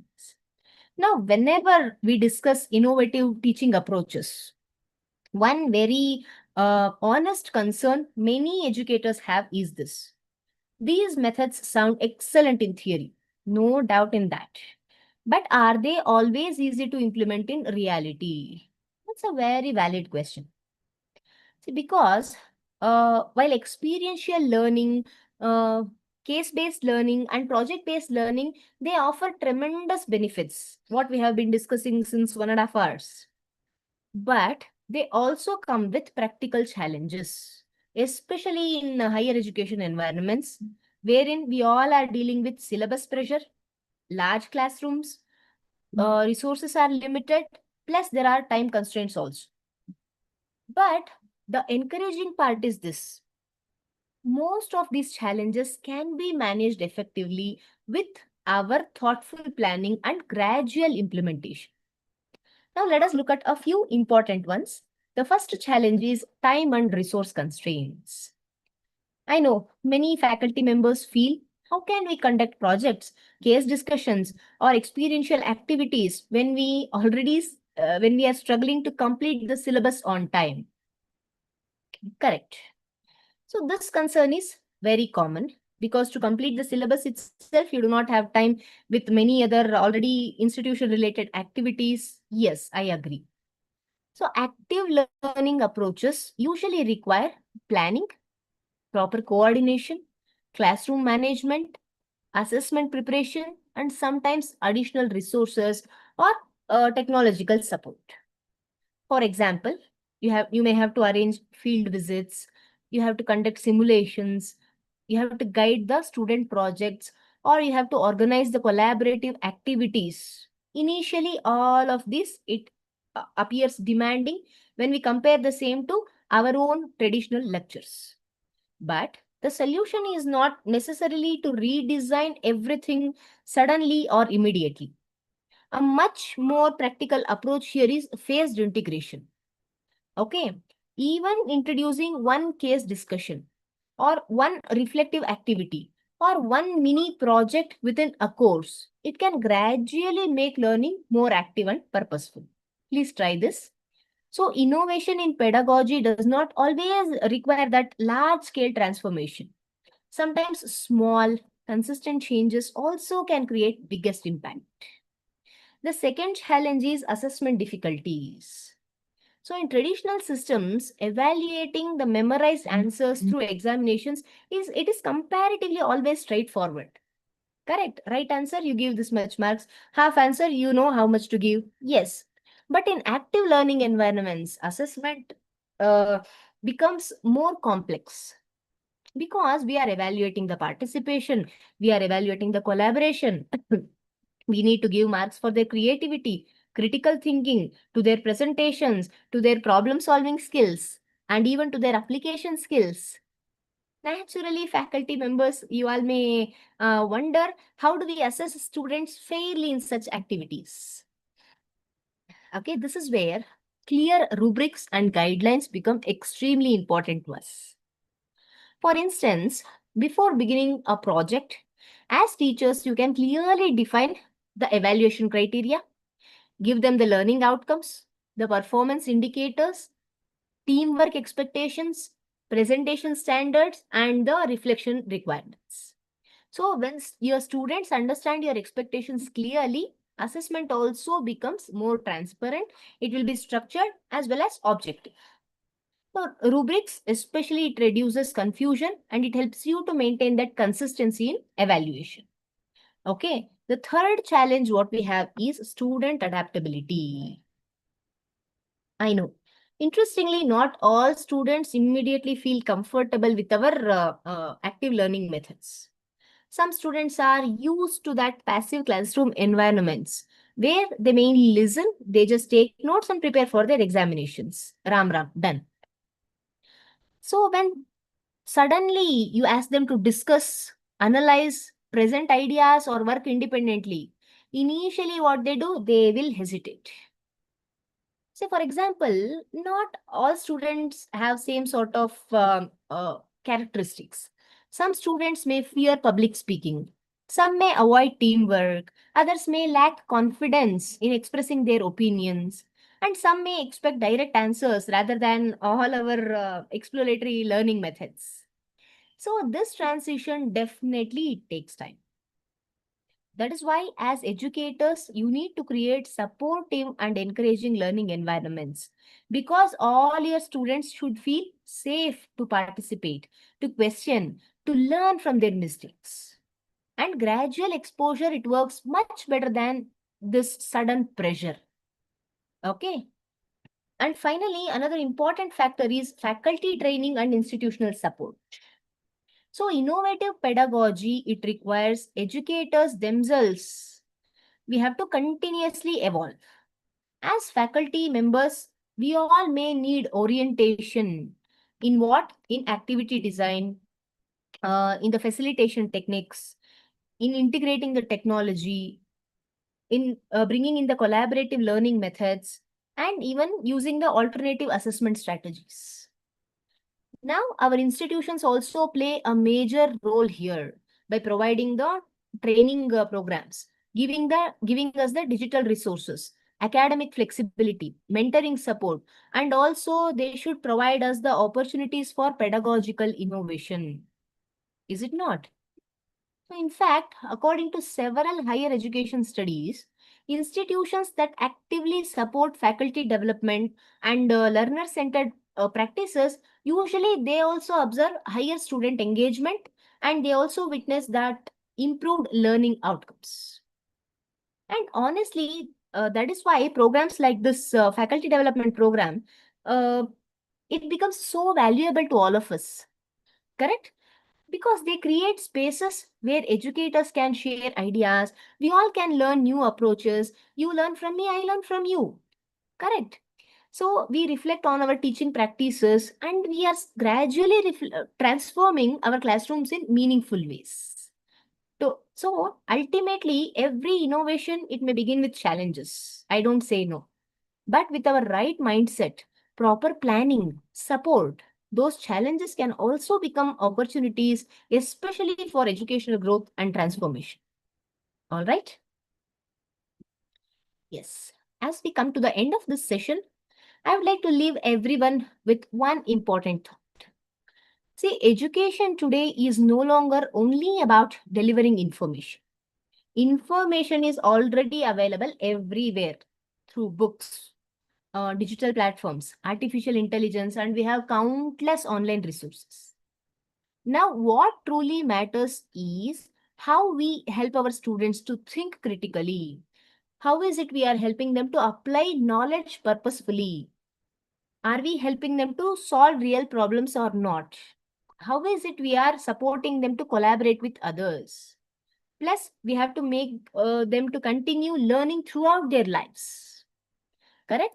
And this is exactly what approaches like experiential learning, case-based learning, and project-based learning aim to achieve. So these methods transform our classrooms from spaces of passive listening to environments of participation, inquiry, reflection, creativity, and even a real-world engagement. So they help our students to move beyond memorization towards deeper understanding and practical application also. More importantly, they prepare learners not just for semester examinations, but for professions, society, leadership, as well as lifelong growth. And as educators, we may not always need drastic changes to begin such kind of transformation.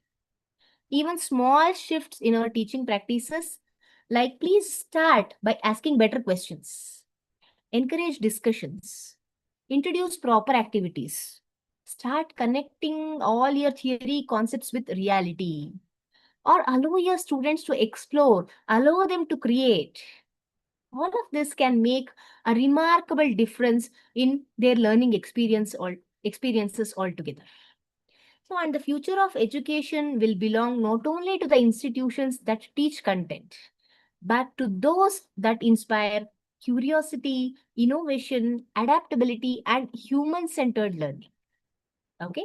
So before I conclude, I would like to ask one final reflective question to all of us. Yes, years later, what will students truly remember from our classrooms? Is it only the notes we dictated or the experiences that changed the way they actually think? Which one? Is it our notes or the experiences that we create?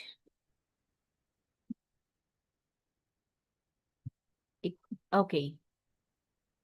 Experience. All right. What about others?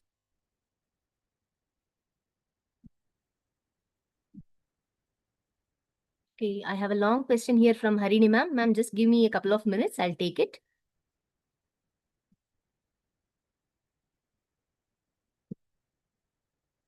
Okay, Meenakshi ma'am says take small tea stall example. Using that, put accounts for that later increase. Yes, ma'am. Definitely you are right. So you are being so much creative in giving examples like this. Yes. All right. So most of you say it is through experiences. Our character, yes, sir. Our character as educators is very, very important. Of course, learning skills, says Dr. Roshni Bala ma'am. Yes. Dr.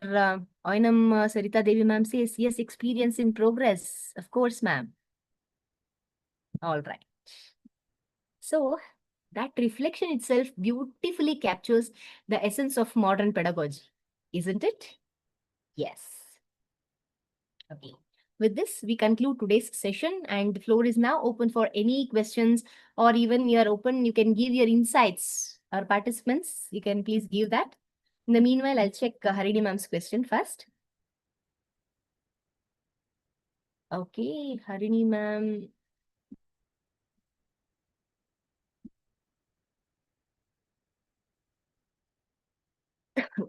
Ma'am is asking how to handle subjects like accountancy when there is a mindset that we have to solve problems and that will only boost confidence within students during exam time. That is how it's been working. Yes, ma'am. But I personally feel these subjects highly require modern learning, of course. What is your take on that? Can you give some suggestions on how to implement modern learning strategies for this subject, where we can balance both the syllabus completion and creating a modern learning environment? Okay, Harini ma'am is asking about accountancy. Okay. Ma'am, this is a very important as well as a practical question. That's why even in our yesterday's discussion also, I thought of bringing in that active learning strategy in our mathematics as well as in the statistics classroom. Yes, I completely agree with your point that subjects like accountancy, problem solving practice is definitely essential because confidence in examination, it comes through repeated application and accuracy only. Correct? We all know about that. So modern learning strategies should not replace problem-solving practice. They should strengthen it and it should enrich it. See, first of all, the idea is not to move away from traditional practice. But the thing is, we have to make learning more purposeful, analytical, as well as engaging alongside syllabus completion is also important.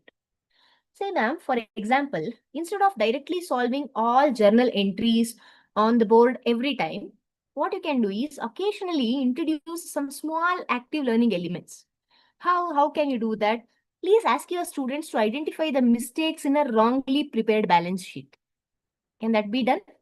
Please give real business scenarios. Ask your students to decide which accounting treatment applies here. Or peer discussion. Please be open to that. Before solving a complex adjustment problem, please go ahead with that. Open the floor for peer discussion. Even small group tasks where your students start explaining the logic behind a solution. Rather than only writing an answer, ask them, ma'am, what is the logic behind, how did you arrive at this solution? Let them explain. Give space for them. Even case-based mini activities which is related to GST, depreciation, ratio analysis, cash flow decisions, everything can be open. So even a simple strategy like, why do you think this transaction is treated as capital expenditure? Why is it not treated as a revenue expenditure? Ask them, ma'am. This can shift your students from mechanical problem solving to conceptual understanding.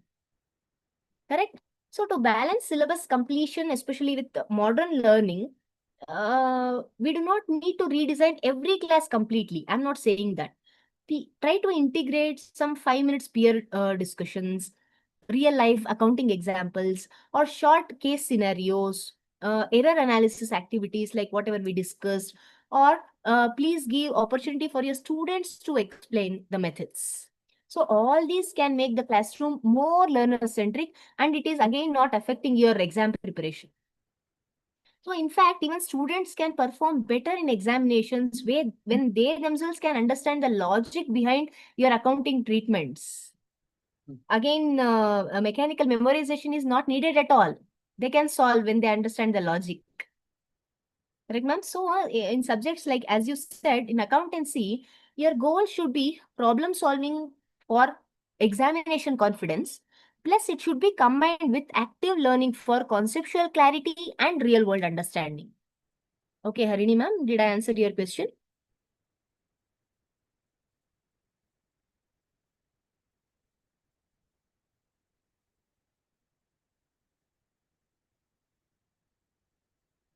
Meenakshi ma'am even says continuously practicing journal entries which builds confidence. Use in day-to-day transactions. Yes, ma'am, you are very much right.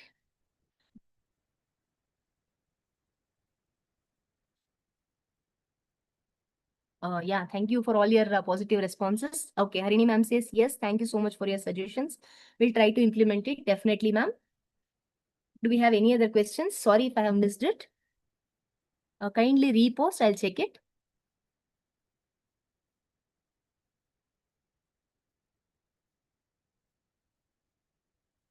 Thank you so much. I see so many positive responses from our participants.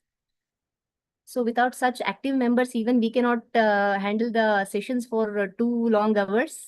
Definitely, you all are very important to us.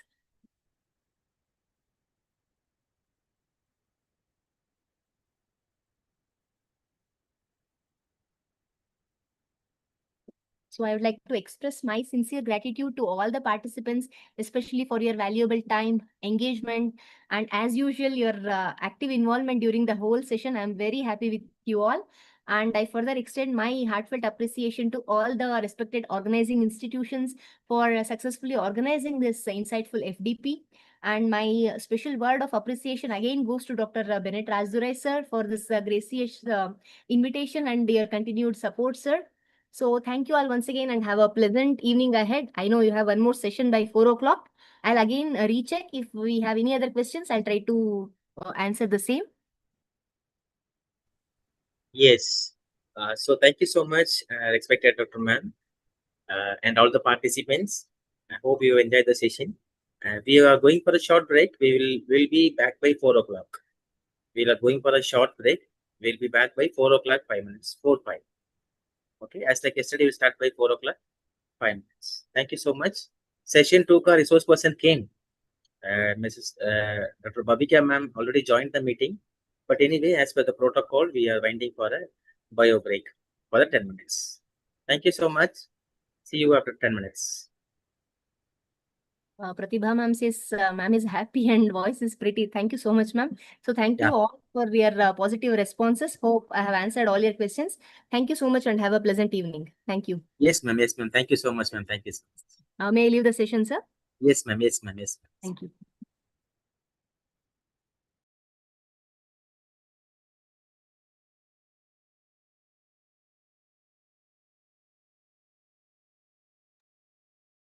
Dr. Bhavika, ma'am, good evening. Good Dr. evening, Bhavika. sir. Am I audible? Yes, ma'am, you are audible. Okay. Ma'am, we are going for a 10 minutes short break. Yeah, We'll yeah, be sir. I heard. till I'll 4, wait. 5, ma'am. Just Okay, now the okay. session 3 has been completed. Okay, sir. No issues.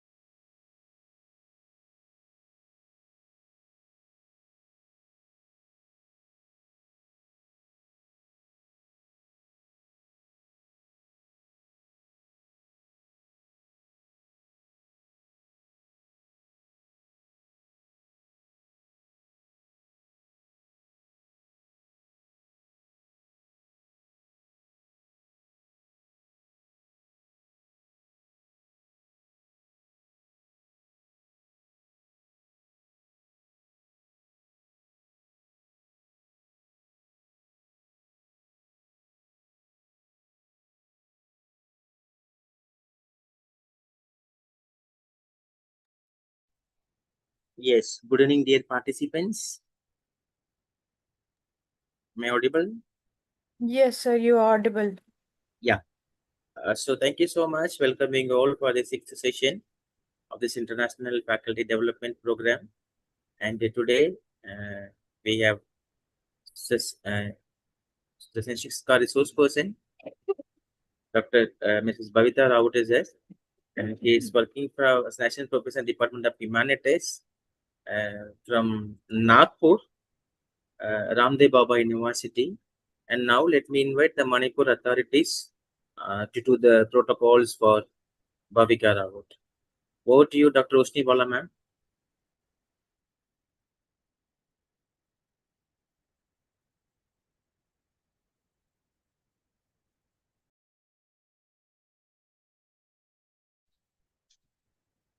Thank you, sir. Once again, good evening and welcome back to all the participants after a short break. Now we have 6 sessions. Let us continue our learning journey with another insightful and enriching session.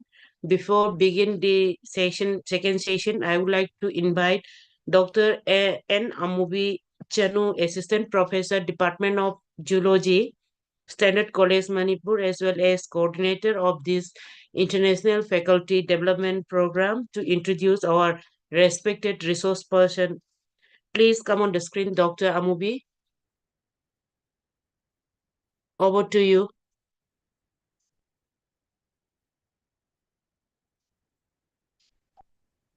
Thank you, madam.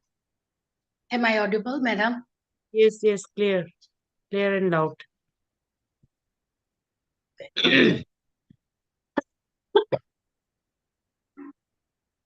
Good evening, everyone present here.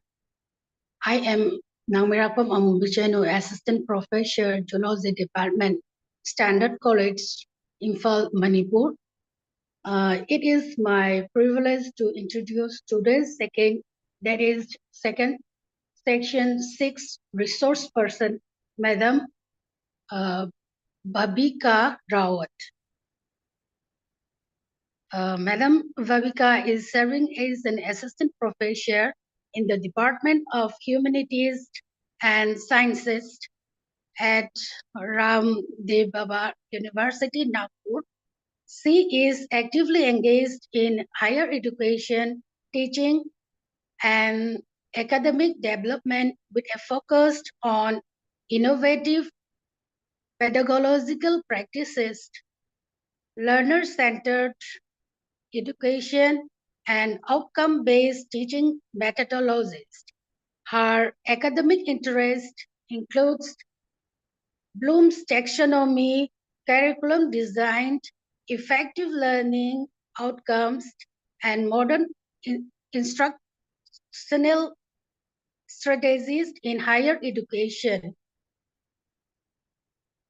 She has contributed to academic discussion and faculty development initiatives aimed at enhancing teaching effectiveness and student learning experience. In this faculty development program, Madam Bhumika will deliver session 6, that is Bloom's taxonomy and designing effective learning outcomes, where she will discuss the significance of Bloom's taxonomy in structuring educational objectives, developing measurable learning outcomes, and promoting critical thinking and skill-based learning in higher education. We are honored to welcome Madam Bhamika, who has vast experience of knowledge. On the behalf of all the participants, I extend a warm welcome to our respected resource person. Now I invite our resource person to share her valuable knowledge. Please, Madam. Thank you so much for the introduction, ma'am. Good afternoon, all the participants. I hope I am audible. Am I? Yes, ma'am. Very Is loud my and clear. screen visible? Yes. Yes, ma'am. Uh, Yes, ma'am. Thank you so much. Welcome to session 6 of this faculty development program, wherein we are going to discuss about Bloom's taxonomy. What is Bloom's taxonomy and how to design effective learning outcomes based on Bloom's taxonomy. So I hope many of you who have registered for this course are faculties, and whenever we go for any kind of curriculum development or syllabus development, we are asked to generate course outcomes, right? Nowadays, we focus upon outcome-based learning, right? So we have program outcomes and we have course outcomes, and course outcomes should align with Bloom's taxonomy. So first of all, we'll understand what is Bloom's taxonomy. Okay. So what is it? In simple word, it is the hierarchy of framework given by Bloom's. Okay, so it is widely recognized hierarchical framework used by educators to classify and structure educational objectives according to their complexity and specificity. Basically, for lower levels, we give simple activities. Say, for example, if we are teaching a nursery kid, then we will teach them activities of rote learning. This is alphabet A. This is an apple. This is orange color. Now, as we level up, say for example, the student is in grade 1. This is the time wherein we ask the student to construct sentences on the basis of whatever he is able to remember or whatever he has learned or rote learned in the past. Okay, so how to design these outcomes? So every course should have certain outcomes, and on the basis of that, we are able to report that yes, our learners, okay, are going to get this from this particular course. So what is this taxonomy? Now, Bloom's taxonomy has 3 primary domains. Okay, the first one is the cognitive domain, which deals with all the thought processes. Thinking about something, remembering something, memorizing something, recalling something. Okay, then discussing, analyzing, problem solving, okay, decision making, creative thinking. Everything that is related to your thought process comes under your cognitive domain. Okay, all the intellectual processes. Second is the affective domain. Now, here, as the name suggests, it deals with the affective component or the emotional component along with the attitude. How do you feel after eating a mango? Okay, if we ask a kid, the kid will say, I enjoy a mango. Mango is my favorite fruit. I love mango, whatever is there. So I love mango, affective component. And the third component is psychomotor abilities or the psychomotor domain, wherein we talk about abilities, the skill set, the capacity any learner is carrying, along with the physical skills that are required. Now, in our discussion, as faculty members, we are not going to get into the details of the affective and psychomotor domain, but something which is common to all of us is the cognitive component or the thought processes or the intellectual processes.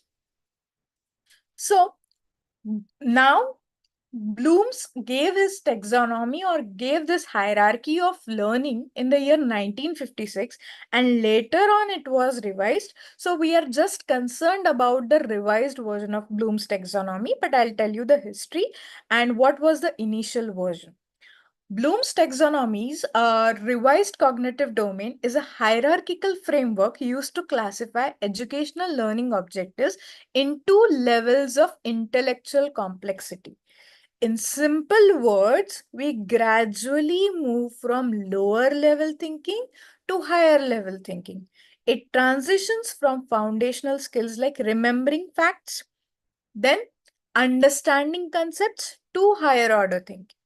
As learners progress, they move through applying knowledge. So basically, a kid remembers something, he understands what is it, then he applies that knowledge He analyzes patterns, he compares certain things, he evaluates what is better, what is greater, what is smaller, whatever is possible for him to do, whatever operations are possible for him to do. And then on the basis of that, the kid creates something or the learner creates something. So the peak of this domain is creation, or the highest level exhibited by our learner is creativity. Say, for example, we tell kids that these are alphabets. Okay, kids will remember those alphabets. Then we make them understand words. What is this called? How to construct sentences. Gradually, the kid is able to write a paragraph on his own. Right? So this is creativity. And the highest level which is achieved in any of the field is creativity, wherein the individual is able to create. So where students synthesize various elements to form a coherent original whole. Okay, so this is the path, this is the process that we are going to understand how to approach to creativity or the highest level. So this is how the hierarchy looks like. This is the pyramid. If we see at the bottommost level, it is remembering, rote learning. We ask students, define photosynthesis. Okay. Or we ask them, give me the definition of this. Tell me about this. Copy this. Give me the list of colors which are in a rainbow. We ask them to memorize. What is the capital of India? We ask them to repeat. Usually multiplication tables are repeated. So this is remembering stage. Rote learning, wherein kids remember certain things. The stage above it is understanding. Now, the kid is able to classify. If the kid is given the list of colors, here we ask them questions like, in a rainbow, how many colors are cool colors? How many colors are warm colors? Okay, describe which color is darker. Okay, discuss. How will you mix certain? So it depends on understanding, explanation, identification, location. So basically they are able to categorize something. They are able to understand what belongs where. They are able to recognize, report, select and translate. Now, in every level of Bloom's taxonomy, you will find multiple action verbs. Okay, most of the words are missing as well because of the lack of space maybe, but I'm going to give you a list of words, and there are n number of words which will align with every level of Bloom's taxonomy. The third stage is the application stage. Here the kid has to apply whatever he has understood. The kid remembers something, he understands something. Now the kid has to apply the knowledge that he has understood or the knowledge that he has gained. So he has to execute, implement, solve certain problems. He remembers certain things. Say, for example, a mathematical problem. He remembers which number is greater, which number is smaller. He is able to understand the signs, and then he is going to solve that application of whatever he has learned. Okay, then analysis stage. This is the stage above application. Here the kid is able to understand, okay, what is the difference between red soil and black soil. He's able to organize, okay, what comes in what category. Okay, he's able to relate. Okay, so this is one level above application. Next is evaluation. Here, the kid is able to appraise, he is able to give reason, he is able to give logic, he is able to defend, he is able to judge. Okay, whatever is being given, he is able to select, right? We have questions like assertion and reasoning, or we ask, give reason questions. Okay, so evaluation. This is better than this. Why? How? Okay, evaluation part. And last is the creativity component.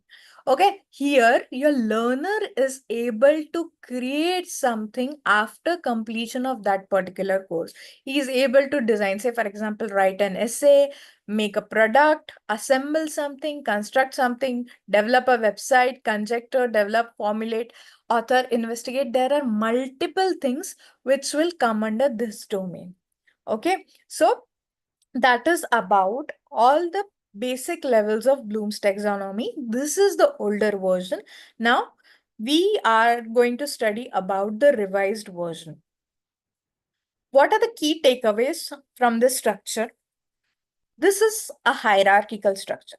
Bloom's taxonomy classifies cognitive skills into 6 progressively complex levels, suggesting that learners must master lower levels like remembering, understanding, before moving on to higher levels like analyzing. Okay, and then creativity and so on. So basically, once your lower levels are clear, you are able to go steps ahead. Next is actionable verbs. Now, when it comes to revised taxonomy, we use active verbs. Okay, so words like remember, understand, apply, analyze, evaluate, create. So these are action verbs. Okay, so to clearly define measurable learning objectives, we are also going to study how to write or how to define learning objectives, making it an essential tool for creating concrete goals of any educational activity. So whatever we give our students in the classroom or in our courses, there should be a report of that, there should be a record of that, there should be an outcome which is measurable. Ki, okay, the kid was on this level, we delivered these sessions, and now our students are on this level. Okay, so we are in the process of that. In curriculum designing, we have to make use of Bloom's taxonomy. Educators utilize the taxonomy to structure course content logically. So lower level or lower grade kids are going to get level 1 and level 2, remembering, okay, application, understanding. Higher level kids are going to get higher order thinking questions like give reasons, tell the logic behind this, okay, or anything, okay, that is of higher order. So we have to design our curriculum along aligning to these levels, ensuring a clear progression from basic knowledge acquisition to more complex critical thinking and problem solving skills across a unit or the entire course. You might have observed whenever we design a curriculum or whenever we go through textbooks as well, usually the first chapters are introductory. Say for example, if there are 4 to 5 units in one particular course, unit 1 is introduction, wherein the kid just grasps information. He is just trying to remember the terminologies and he is just trying to understand. That is our level 1, level 2. Gradually, we introduce them to application. Okay, take any subject for that matter. Say, for example, maths or English, it starts with the basic and then we go level up, level up, level up. And by the time the kid goes to UG or PG, he is able to create something on his own. So this is how the system flows. Okay, so ensuring a clear progression from basic knowledge acquisition to more complex critical thinking as well as problem solving skills across a unit of the entire course. Next is assessment alignment. Now, as tutors, as educators, our assessment should also align with whatever we have delivered in the classroom. Say, for example, if we have taught them things of level 1 and level 2, we are going to assess them on level 1 and level 2 only and not level 3. Okay, so the framework helps ensure that assessment questions and activities are appropriately matched to desired level of thinking, moving beyond simple questions to include opportunities for evaluation and innovation. Okay, so sometimes for higher level students, say for example UG or PG students, we can experiment with, okay, so we have taught them till application part and then we can ask them to create, but not with lower grade students. So assessment, again, whatever we give as home assignments and all of that, we can do it there. But whenever it comes to assessment of that particular curriculum, whatever is expected, our assessment should align with the course outcomes. Okay, so course outcomes are usually mentioned in the beginning of the curricula or the syllabus. Now the 3 domains. So we have already discussed about this. While the 6 levels of I guess some of the participants are waiting. So whoever is the host, please admit them. While the 6th level cognitive domain is most recognized, the full taxonomy addresses the affective domain, okay, wherein we discuss about the attitudes and values and psychomotor domain, where we talk about the physical skills and the abilities of the student, offering a holistic view of learning. We are not going to get into other domains we have already discussed. So overview to the taxonomy. As discussed, Bloom's taxonomy systematically organizes learning objectives with three distinct domains. We have to tell, okay, these are our learning objectives, okay? Each progressing from simpler to more complex skills. So the cognitive domain, mental skills, thought processes, intellectual development, affective with emotions, attitudes, values, appreciation, and all of these ethics and all comes under your affective domain, and psychomotor domain, physical coordination, motor skills, capability of this kid, his judgment, and all of these things. So educators employ this taxonomy to clarify learning goals, structure course content, and align assessments effectively. So if there is practical course, say for example, if you are teaching engineering graduates, then you have to tell about certain instruments and all. That is the time wherein you are going to focus on certain domains like psychomotor domain. Okay, so this is how civil engineers work. This is how you view angles. For school kids, we work upon psychomotor domain, like how to hold a crayon and all of these things. So this is how the learning outcomes are divided into these three basic domains. Okay. Now, historical development. So this taxonomy was given by Benjamin Bloom, and his research team developed this taxonomy to provide clarity and structure to educational goals. It should not go in a haphazard way. There should be a system, there should be a structure that needs to be followed everywhere. Say, for example, if a kid is learning in the city, so if say he is in grade 1 in the city, then the kid who is studying in the village should also know about those things. So whenever we talk about curriculum development and all of these things, all of these levels need to be followed so that everyone matches their level and there is an equal progression to all the learners. Okay, so Benjamin Bloom gave this structure to educational goals. Randomly you're not going to put any goal. Okay, we want our students to do this, we want this outcome. No, every student who is doing his graduate studies will obtain this after completion of this particular course, say a law degree, an engineering degree, or doctor degree, whatever is there. Their goals are always aligned, aiming to facilitate more individualized and effective teaching strategies. Now we also focus upon effective teaching and all of that.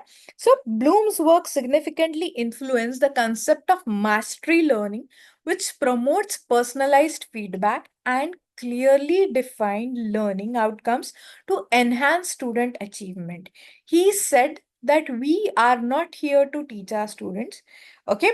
We are here to make them masters. We are going to get them to such a level that they achieve mastery as an outcome, okay? Or they create something on their own, or they establish their identity in that particular field. Okay, so again, feedback and all of these things, we focus upon these things as well when it comes to outcome based education. So clearly defined learning outcomes, so every student studying in that particular grade will be able to do these things. So when we write about the course outcomes, we mention that after completion of the course, the learner is able to do this, the learner is able to do that, okay, and enhance student achievement. So he says focus upon mastery, okay, focus upon student achievement rather than just delivering the content. So the original cognitive domain, which was given in the 1950s, in his original form, Bloom's cognitive domain used nouns to describe the hierarchy of 6 levels: knowledge, comprehension, application, analysis, synthesis, evaluation. This builds into comprehension and learners grasp meaning and application, where they use information in concrete situation. What is this information? Where to use this information? How to apply it? Okay, how to differentiate, how to discriminate, what to analyze, what to synthesize, what to put up together, all of these things. So higher order thinking involves analysis, which is breaking down of parts. What are the positives? What are the negatives? What are the pros, cons? Synthesis, combining two elements to form a new whole, and culminates in evaluation. Okay. Students are able to evaluate the ability to judge the values or of ideas or materials. So all of these things. So that this is the original version. So Bloom's original taxonomy exclusively focused on cognitive development, okay, and was organized as follows. So in the knowledge part, there was recalling of information and basic facts. In simple word, remembering or memorizing. Example, historical dates, mathematical symbols, scientific terms, knowledge, facts, memorization, rote learning, remembering. This is the first level. Then level above this, comprehension, understanding concepts. So you remember certain things. Now you are able to understand what is this, for what is this used, okay? So understanding concepts and interpreting their meaning. Example, summarizing theories. Okay, so this is the theory. This is how it works. Application, utilizing learned information in practical context. For example, solving mathematical problems. When to use this, conducting lab experiments, what to mix with what. Analysis, breaking down information into parts to examine relationships. Example, comparing literature themes, comparing different samples, all of these things. Synthesis, combining knowledge to form new ideas or solutions. Example, developing original hypothesis. So basically, in synthesis, what we do is we combine, we club the information, okay, and then the evaluation part. Judging information based on the criteria and standards. Example, critiquing research methodologies or anything. Okay, this is better than this. Why? What are the lacunas of this particular experiment? So whatever is there. So evaluating, critically evaluating, all of these things will come in the highest level. So this was the original version that we discussed till now. So this is not of our concern. We are focusing on the revised cognitive taxonomy. Okay. So this is of utmost importance to all the educators. Okay, this version was given in the year 2001 by Corthwell and Anderson. Okay, they shifted Bloom's original cognitive theories. There is not much difference. There is a slight difference. I am going to show you what is the difference. Okay, so basically they have changed the names of the levels from passive nouns to active verbs. Okay, so emphasizing learner engagement and active participation.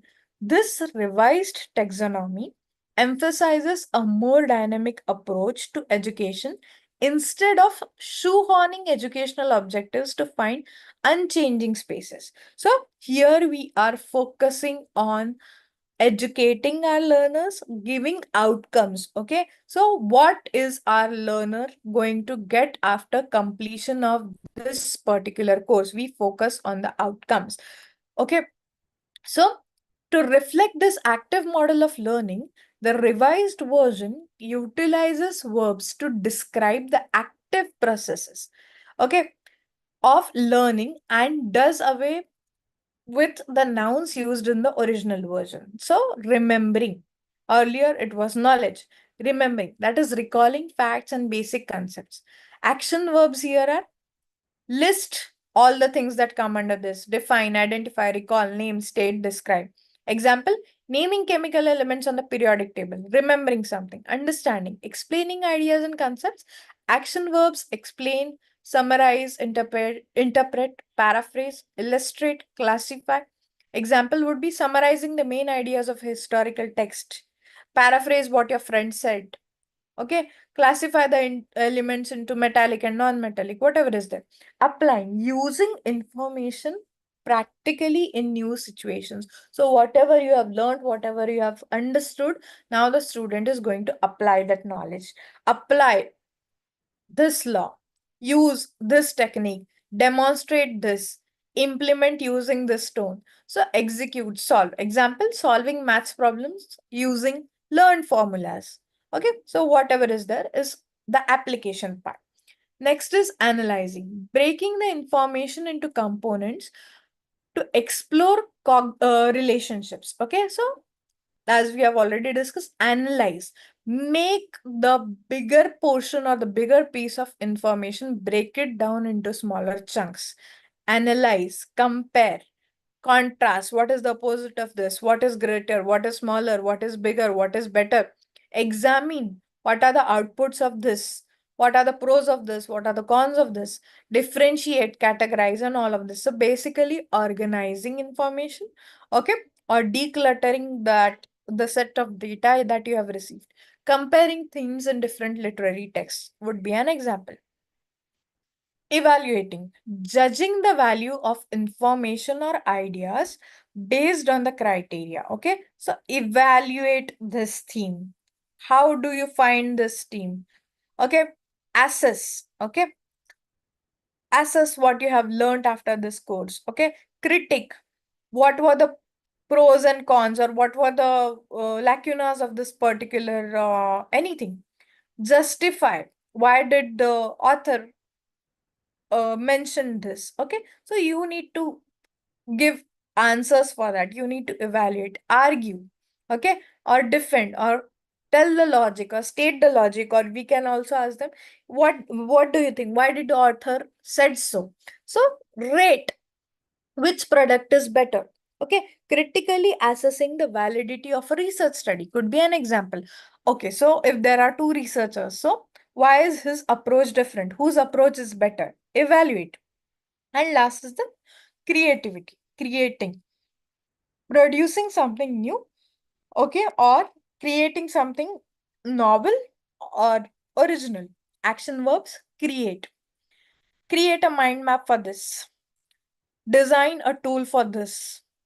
Okay, invent your own app or whatever it is, develop a software. Okay, construct a thesis, construct anything. Okay, compose a poem, maybe propose an idea. So example, designing an original science experiment. So these are the levels. Okay, now the importance of higher order thinking. So what is higher order thinking questions? So which requires higher order cognitive processes, higher order thought processes like metacognition, thinking about thinking, analyzing something, discussing and then coming to a solution. You could say problem solving. All of these are higher order thinking. Now, what are lower order thinking? Remembering something, understanding something. But when it comes after application, it comes into higher order thinking. Using Bloom's taxonomy, curriculum design seeks to progress students from foundational knowledge, lower order thinking skills to higher order thinking skills. Higher order thinking skills require learners to go beyond rote memorization. Okay, so we just don't focus upon rote learning or memorization after a particular stage. We introduce the learners to one level above of what they are able to achieve.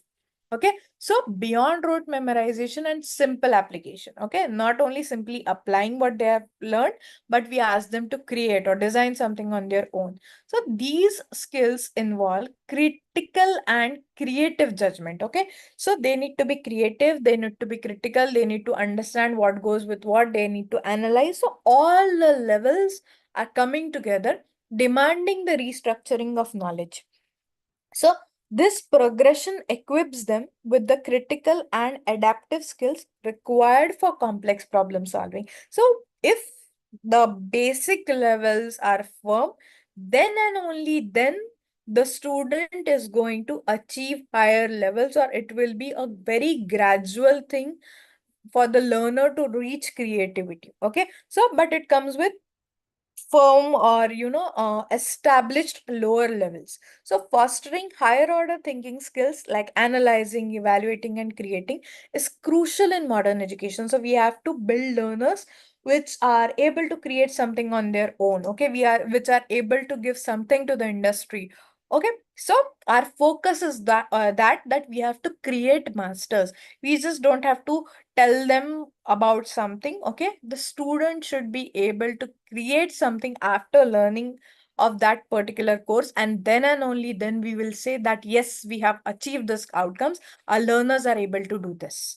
Okay, so our part is not only delivering the lectures and evaluating papers and doing the grades and assessment parts. Okay, we need our learners to give back to the society. That is our ultimate goal. Okay, so we need to create such learners which are masters in the field. So these help learners to apply knowledge creatively and critically in novel situations, move beyond rote memorization to deep, meaningful understanding along with application part.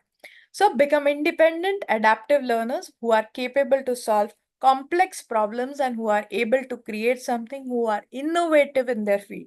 Higher order thinking is essential in the 21st century, preparing students to face complex challenges, think critically, and continuously innovate rapidly changing environments. Because, as you know very well, the industry or our surroundings are highly competitive, so we need to create such learners. Okay, so who are able to think on a higher level, who are able to create something. Okay, so that is our goal when it comes to curriculum development. So the differences between the original and revised taxonomy. So earlier it was knowledge, now it is, we call it remembering. Earlier it was comprehension. Is the kid able to comprehend this? Now it is the kid able to understand this? Earlier it was application. So these were noun verbs. Now we use action verbs, applying, analysis, analyzing. Synthesis has gone a level above, and wherein we say creativity. Okay, so creativity comes after synthesis. Okay, wherein you combine multiple ideas, and evaluation has gone a level down, and that is termed as evaluating. So this is the older version on the left, and on the right we have the newer version or the revised version: remembering, understanding, applying, analyzing, evaluating, and creating. So these are the 6 levels of Bloom's taxonomy. The original taxonomy used nouns like knowledge, comprehension, application, analysis, synthesis, evaluation. The revised taxonomy emphasizes active verbs like remembering, understanding, applying, analyzing, evaluating, creating to reflect dynamic cognitive processes more accurately, and notably elevates creating as the highest form of cognitive activity. They are saying creation is the peak. Creation is the highest level of learning. If the learner is able to create something out of it, of whatever he has learned, we have achieved the outcome, emphasizing on innovation, research, and all of these things, and creativity as central educational goals. So this is our ultimate goal. We need to generate creative people. We need to create masters.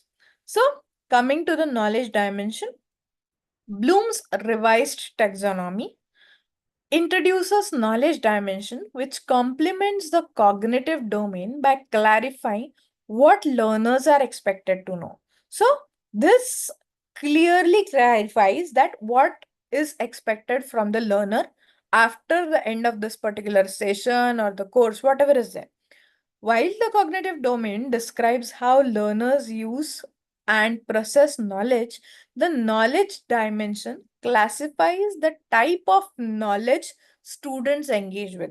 So there is clear classification of knowledge that the student is going to gain after or enrolling in this particular course.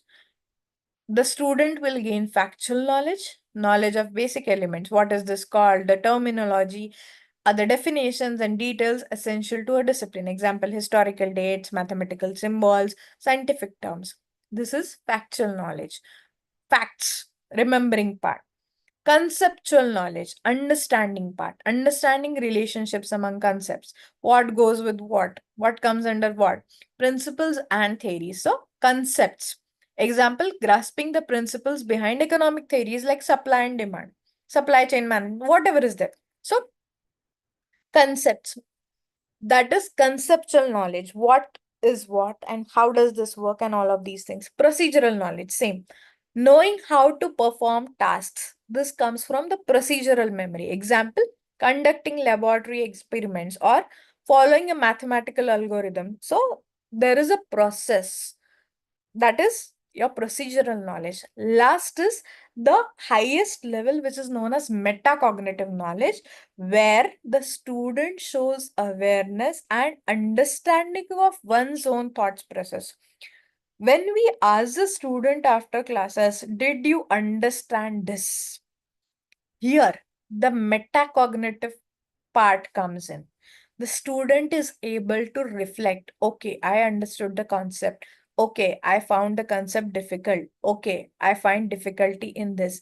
That awareness, okay, knowledge is known as metacognitive knowledge. Example, reflecting on study habits to improve personal learning strategies. So, basically you are the learner is able to understand what is his level. Say for example, if you ask a kid, okay, do your revision, you have your exam tomorrow, okay, and during dinner you ask that kid, are you prepared for tomorrow's exam? And the kid says yes. Then next question will be, okay, is the preparation completed? That is the time wherein the student answers no, I'm left with these parts. 70 to 80% is done. I am done with these parts. These areas are stronger. Metacognitive knowledge, having awareness about what you know. Okay, this is very, very important for learners. So all of these things, facts, understanding of concepts, understanding of procedures, and metacognitive memory, all of these come under knowledge dimension. By considering all four types of knowledge, teachers can ensure that students develop a well-rounded understanding of the subject matter. So, when it comes to imparting of knowledge, we have to cover all of these areas, not only giving them facts or not only making them understand, but metacognitive knowledge is also very, very important. They can move beyond simply memorizing facts to developing deep conceptual understanding and the ability to apply knowledge in practical situations. Okay, give them practical examples, give them scenarios, and ask them how are they going to come out of these scenarios, how are they going to solve certain things, how are they going to evaluate certain situations. Okay, and then we will also have an understanding, okay, that the learners have reached this stage. Okay, so this is essential for fostering higher order thinking skills and promoting lifelong learning. So our focus is lifelong learning. We do not focus on just, imparting knowledge to the students and focusing upon the grade sheets. The learning should be lifelong. Okay, so action verbs for each level. Each and every level, as I told you, has got number of action verbs. So thanks to Bloom's taxonomy, teachers have a tool to guide the development of assignments, assessments, and the overall curricula. Okay, so whenever we design the assessments or whenever we design the curricula, we can make use of these action words. In fact, we are supposed to use these words according to Bloom's taxonomy. The taxonomy explains that Shabatura in 2013, so this was given by him. He says that before you can understand a concept, you need to remember it. So remembering is the first stage. You need to have memory of something and then you will understand. Okay? Okay. Next is to apply a concept, you need to first understand it. Okay? So remembering, understanding, applying, then evaluating, and then analyzing. To evaluate a process, you need to first analyze it. To create something new, you need to have completed a thorough evaluation. So this is how it grows. Okay, it is quite gradual. This hierarchy takes students through a process of synthesizing information that allows them to think critically.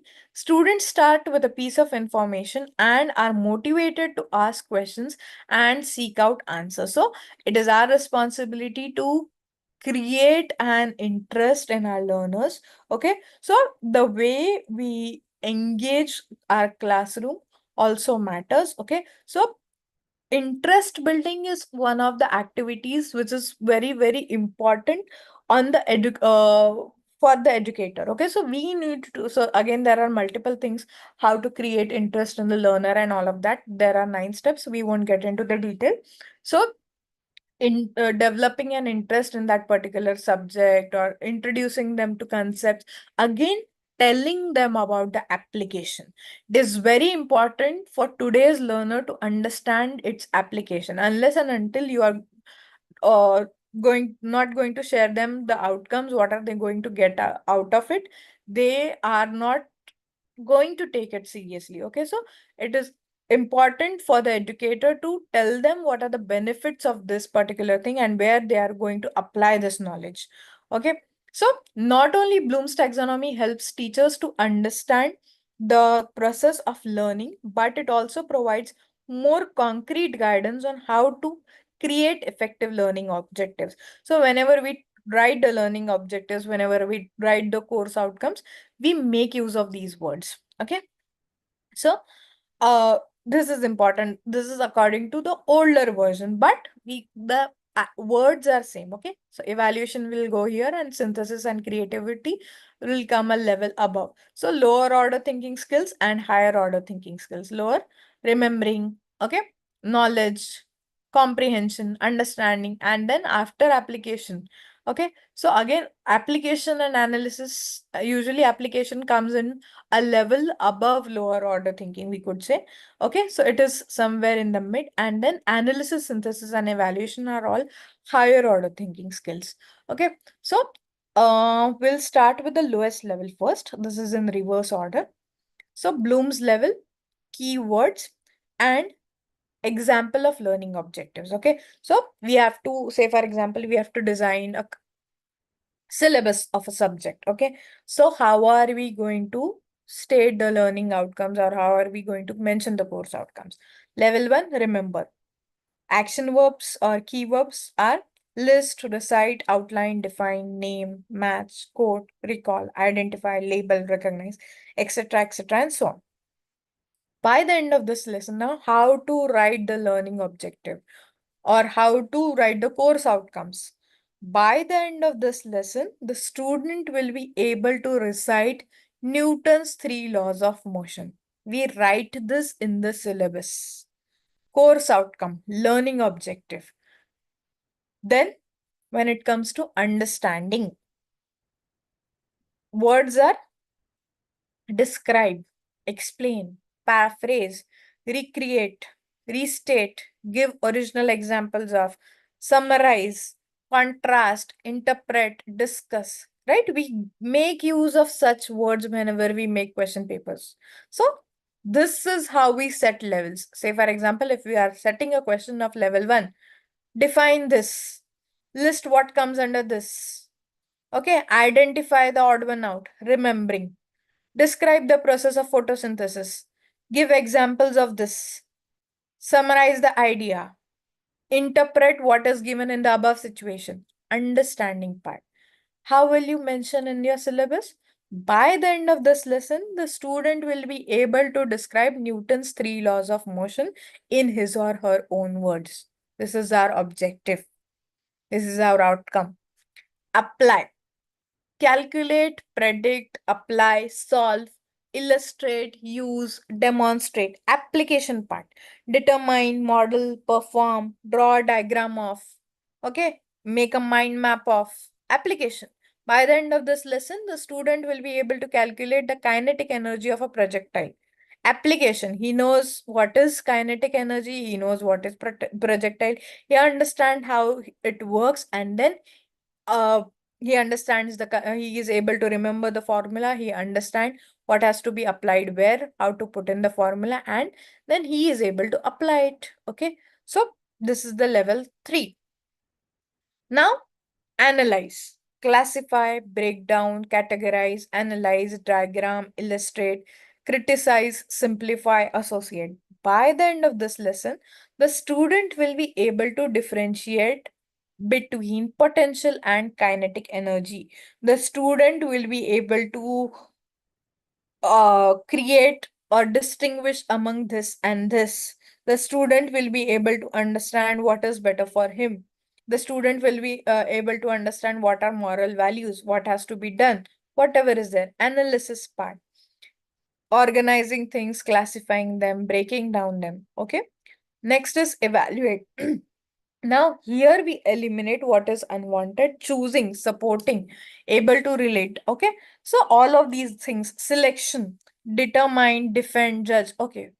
So, you chose this topic. If we ask the student, okay, you chose this topic for essay, and the student says yes. So, we can ask, why did you choose this topic? So, here comes the evaluation part. I chose this topic because whatever reasons are there, 1, 2, 3. So by the end of this lesson, the student will be able to determine whether using conservation of energy or conservation of momentum would be more appropriate for solving a dynamics problem. He is able to give the reason, he is able to state the reason, he is able to give the logic, he is able to defend whatever he or she has done. Okay, or if we ask, okay, so why do you think the author said this? Why do you think scientists opted this material during this experiment? That kid is able to tell. Okay, that is evaluation part, because this material doesn't work with this, whatever is there. Create, the highest level or the ultimate goal. Design, formulate, build, invent, create, compose, generate, derive, modify, develop, innovate, whatever is there. By the end of this lesson, how are we going to write? By the end of this lesson, the student will be able to design an original homework problem dealing with the principle of conservation of energy, whatever is there. So we have learning objectives for every units, and then we have course objectives or course outcomes. Okay, so this is how we are supposed to write using these action verbs. Okay, so applying Bloom's taxonomy to course design. So whenever we design the course, how are we going to apply? The revised version reminds teachers that learning is an active process, stressing the importance on including measurable verbs in the objectives. Okay, so the verbs should be measurable. We need to have parameters for assessment. What is the mode of assessment? How are we going to assess the kid? Say, for example, we are going to assess the speaking skills of the kid. Okay, now how will you measure that the kid has achieved this level of speaking skills? So we need to focus on pronunciation, his vocabulary, his confidence, and all of these things. So how are we going to measure it? Then we are going to allot marks for it. There should be evaluation parameters. So whenever we write the objectives should be measurable. Okay, the student learned well. Is it measurable? No. How can we measure it? So we need to develop certain parameters. Everything should be objective. Your assessments need to be objective. Okay. And the clear structure of taxonomy itself emphasizes the importance of of keeping learning objectives clear. It should be clear. The language should be as simple as possible. Again, there should not be any kind of ambiguity. Okay, it should be clear and concise as opposed to vague or abstract. Okay, it should not be ambiguous, or it should not be abstract, or it should not be too vague. Okay, so there are certain programs as well for curriculum development and all. You can attend those programs if you want to design a particular curricula. So using Bloom's taxonomy at course level. So Bloom's taxonomy can also be applied beyond individual lessons. Okay, extending to the broader course level. For example, introductory or lower level courses typically aimed at first year students, then focus. So if you pay attention, when it comes to undergraduate courses, the first year is the basics or the foundation, and every stream, no matter which stream the kid got admitted in, they are going to have the foundations or the basics, extremely lower level, and common information to all the students irrespective of the branches they have been admitted to. So introductory or lower level courses in grade 1, and then focuses primarily on lower level thinking. So they'll be introduced to the concepts: introduction to artificial intelligence, introduction to cyber laws and ethics, and then a level above when they approach higher semesters. So this is the flow. So focus is primarily on lower order thinking skills such as remembering and understanding the concepts as students work to build the foundational knowledge. And then as they go a level up, then they can have a paper, say for example, challenges to cyber laws and security. So this is level above. Level 1 would be introduction to cyber laws and security. So this is how the courses flow, or this is how the papers are arranged, or the curricula is arranged throughout the semesters. While these courses may incorporate elements of applying or analyzing, they generally do not extend much further up the hierarchy. Conversely, the upper level courses assume that students have already mastered basic cognitive skills and instead emphasize higher order objectives such as evaluating and creating. Obviously, it is always assumed that the kid knows these things. Okay, so we don't brush up everything. Usually the first half of the first unit is brushing up of whatever they have learned in the previous semesters or in the previous classes, and then we pace up and we introduce them to higher level concepts. So upper level, say for example, the kid is in first year BTech. So it is assumed that the kid knows the basics of algebra, trigonometry, geometry, and all of that. And the tutors for, say, for example, BTech, calculus and linear algebra are going to start with level above standard 12. Okay, so it is assumed that the kid knows the basic and then they level up. So in this way, instructors can use Bloom's framework to reflect on the nature and purpose of their course and determine the appropriate level of cognitive challenges for their students. Okay. So this is how we focus. So the focus is not only on one particular semester or one particular paper. Everything is interlinked, right? From pre-primary years to primary years to high school and then UG and then PG. So there is a flow, okay? And everything should go as per Bloom's taxonomy. So if everything is aligned, we are going to generate masters for sure. Now, what are the benefits of clear learning objectives? Why to have clear learning objectives? Having clear and organized learning objectives allows teachers to plan and deliver effective instruction. Okay, the mode of instruction should be clear. There should not be confusion among the teachers as well as the students. Again, it helps us in designing valid assessments. What kind of assessments to give? How to what kind of parameters to put in those assessment. Again, the assessment should be objective in nature, ensuring that all the activities align with the intended outcomes. Okay, so the outcomes need to be measurable. Nothing should be vague. Okay, it covers attitudes, appreciation, and motivation, ranging from simple awareness to complex character development, and it focuses on emotional growth of the learner as well. It's very important that we focus on lifelong learning of our students. Okay, so from lowest to highest with examples, the 5 levels are, what are the 5 levels? Level 1 is receiving. Okay, here this level shows awareness and willingness to hear new ideas. Example, students will demonstrate activities by actively listening during peer presentation. Lowest level. Then the kid or the learner has received information. Now he is going to respond. Active participation and engagement. Example, students will actively participate in group discussion, contributing to thoughtful feedback to classmates. Say, for example, if we ask students, okay, now you have to give a presentation on these particular topics in the upcoming week. The students have prepared presentation in groups. Now what you can do is, we can ask them to peer evaluate. Okay, 5 students are performing, 5 students will peer evaluate them. Tell, how was their presentation? How was their content? How was their body language? This way, they are receiving information from their peers and they are responding as well. They are understanding where to focus, okay?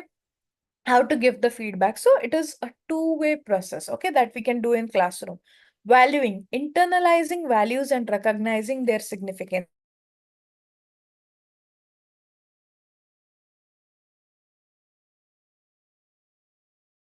Okay, and then I was valued in the classroom. I gave my inputs to it. I guess my input could have, I guess my peer did this well. I need to understand this. So everything is interconnected. Internalizing values and recognizing their significance. Example, students will express appreciation and respect for diverse perspectives during class debates. We can arrange debates, we can arrange quizzes or any sort of classroom activities so that our learners are involved. It should not be again a chalk and talk method every time. So organizing, integrating new values within one's existing value system. Example, students will integrate principles of ethical decision making to their personal value system. Again, demonstrated by reflecting on moral dilemmas and writing assignments. So again, this is affective domain. So what is right? What is wrong? Why do you think people uh, are into corruption? What is the reason behind that?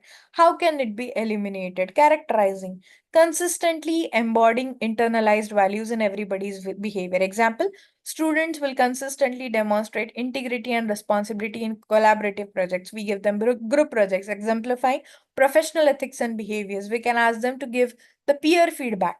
Okay, so say for example, if we ask them for a group submission, ask them to write, okay, how did they contribute and what do they have to say from their for their peers? How did they contribute? What did they learn from their peers?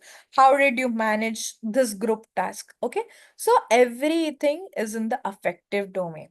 Okay, receiving some information, responding to that information, understanding the value of something, as well as trying to understand their own value, organizing, integrating the values, and characterizing. Okay, this all comes under the affective or the emotional domain.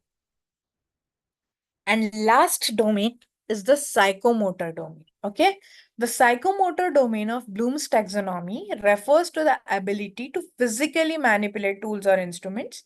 It focuses on the development of physical skills, control and coordination, and movement abilities from basic reflexes to complex actions. So wherever there are fine motor skills or gross motor skills involved, the psychomotor domain is used. This domain emphasizes the development of physical dexterity and motor abilities, including physical movement, coordination, and use of motor skill areas. Mastery of these specific skills is marked by speed, precision, and distance.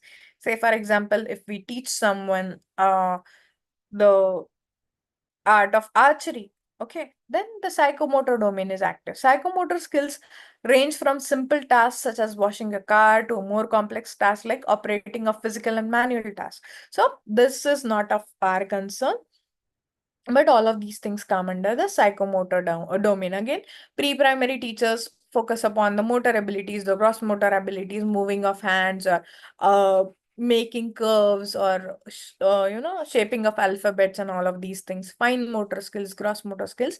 So this domain emphasizes the development of physical dexterity and motor abilities, including physical movement, control and coordination, and use of motor skill areas. Again, it starts with perception, set, guided response, mechanism, complex overt response, adaptation, and origination. Okay, so again, we'll get into these.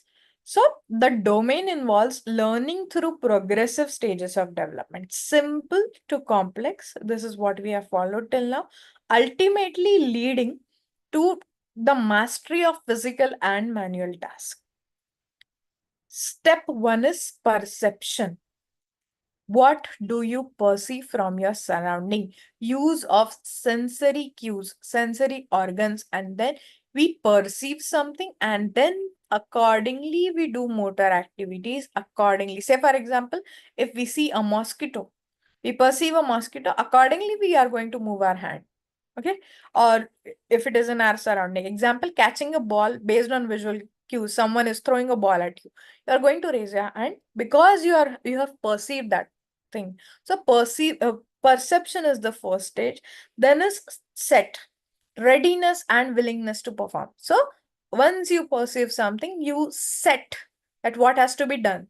Showing interest in learning new sports, it can be anything. Okay, someone shows you a video, okay, this course is nice, this course is wonderful. Next thing you do is, okay, I think I should enroll for this course. Set, readiness and willingness. Third is guided response, initial stages of learning through imitation and trial and error. Okay, now when we are because we are talking about the psychomotor domain, practicing basic dance movements. Say for example, if we are trying to teach a kid how to make chapati, perception. The kid observes his mother or cook. Then he shows set, readiness or willingness to make a chapati, to roll a chapati. Guided response, initial stages of trying, making a dough ball and then rolling, using a rolling pin.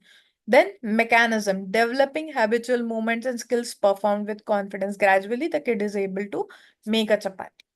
Okay, so this is the psychomotor domain wherein we make use of motor skills, developing habitual movements and skills performed with confidence. Example, executing routine gymnastic skills. Similar things are seen in cycling, swimming, or driving as well. Perception, set, guided response, and mechanism. This is the psychomotor domain of learning. Complex overt response. Again, skilled, efficient, and automatic execution of complex tasks. The kid used to make simple rotis. Now his rotis are round, they are soft, and they are, fluffy, whatever is there. Example, this comes from consistency. Okay, so complex level, a level up. Adaptation, adjusting motor skills effectively in response to different conditions. Now that kid is able to make parathas as well. Okay, adaptation. So he is not going to stick to one dough now. Okay, adaptation. So similar, say for example, you learn a particular car, you learn a particular bike. You are not going to get a trial on each and every bike. You learned a two-wheeler, you learned a four-wheeler, and you are able to ride any of them or drive any of them. Okay, so adaptation and origination, creating a novel and original motor skills. Example, inventing a unique style of artistic performance. So this is usually seen in artists or gymnasts or dancers or sports person, right? They have their own style of showing motor activity. So origination, this is the highest level. Usually it is not seen in common people. So some people are creative, right? Someone will roll their chapati in a particular way, someone will lift it in the air and turn and twist it. So that is the highest level. It is not common for all. So these are the levels of the psychomotor domains. Now designing effective learning outcomes. Okay, the last part. So all of this was about Bloom's taxonomy. Now how to design our learning outcomes.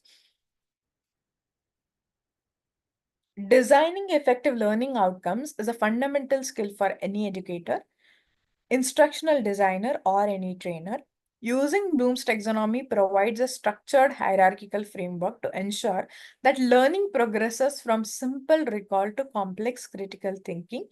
So here is a detailed guide on how to do this, and we are going to take into examples for this as well. Why have we opted for Bloom's taxonomy when it comes to the education system? Bloom's taxonomy classifies cognitive skills into 6 levels, from lower order thinking skills to higher order thinking skills, lots to hots. This is a well-designed course or lesson uses this hierarchy to scaffold learning, okay, to improvise learning, to adhere learning. You can start by building a foundation like remembering, understanding, and then guide the learners to climb the pyramid for application, analysis, evaluation, and creation. A strong learning outcome must be observable, measurable, and specific. This is very, very important. And Bloom's action verbs are the perfect tools to achieve this. So whatever action verbs Bloom's taxonomy has given, we are able to stick to what is expected in our course outcomes, okay? What is expected from us as curriculum designers, as educators, or as tutors for that matter, or as facilitators, I could say. So if we are able to achieve this if we abide by Bloom's taxonomy. So a step-by-step guide to design learning outcomes with Bloom's. Okay. Step 1 is start with the end in mind. Focus on the outcome of the course. What are we going to get after this course? What will the learner have after completion of this course? Before writing any outcome now, because we are talking about designing of learning outcomes, how to write them. Okay. Before writing any outcome, ask, what should the learner be able to do by the end of this lesson or module or course that they couldn't do before? What is the ultimate objective? This is clear. This do must be a demonstrable cognitive action. It should be observable, it should be demonstrable, it should be measurable. Don't think about what you will teach. Think about what they will learn and perform.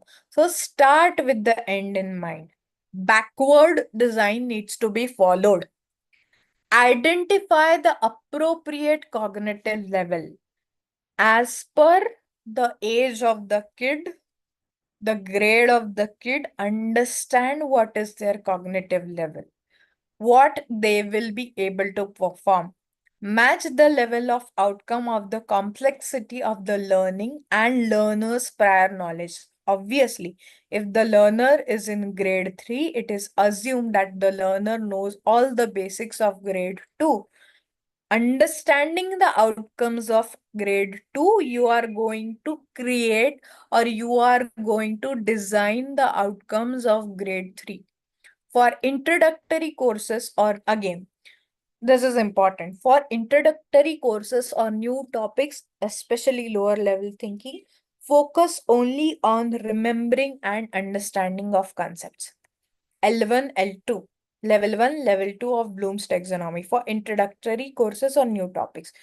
You cannot directly ask them to analyze or create something. Okay. It is a step-by-step process. It requires sessions, months, and years for students to reach to that stage. It is quite gradual, and we need to be patient enough because not every student in the classroom has same cognitive ability. We need to understand that all the levels should be able to achieve those outcomes. This is very, very important. If one kid is able to do and others are not, we have to set moderate goals so that maximum crowd, or I could say almost 90 to 95% of the crowd is able to achieve that learning outcome.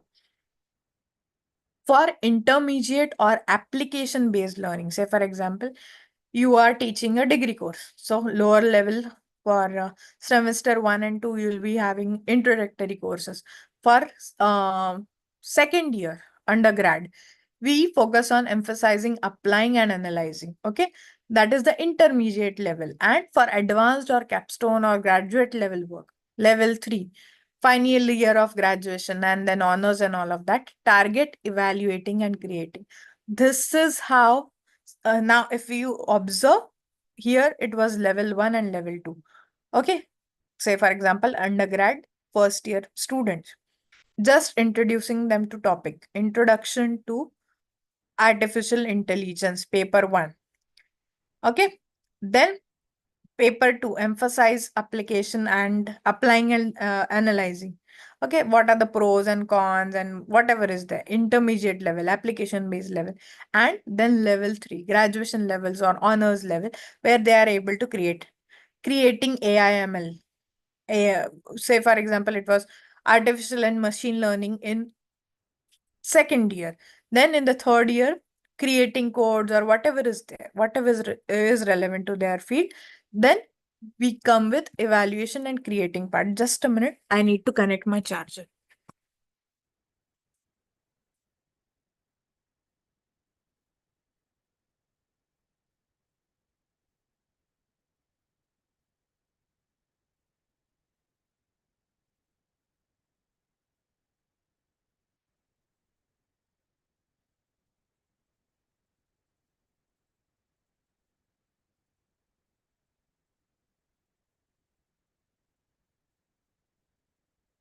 So that is how the levels are distributed in the primary semesters, level 1, level 2.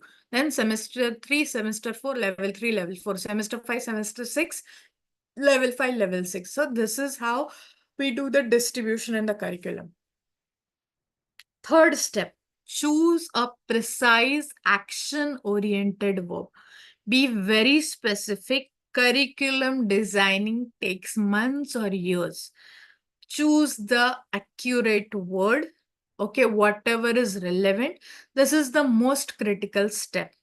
Replace verbs like students will know, students will learn, students will appreciate, students will get familiarized with the concepts or the ideas with specific measurable verbs from Bloom's taxonomy.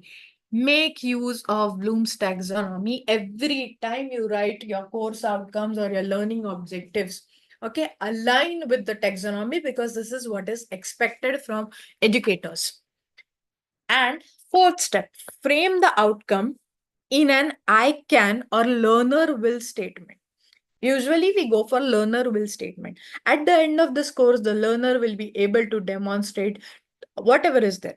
A well-structured learning outcome has 3 parts, often stated as, this is the formula. The learner will demonstrate whatever is there. This is the action verb.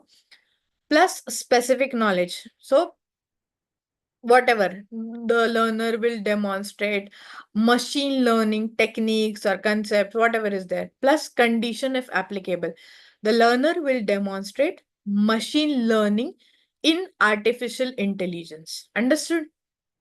This is our course outcome. So this is how it needs to be structured. Action verb, okay? Then specific knowledge or skill or concept.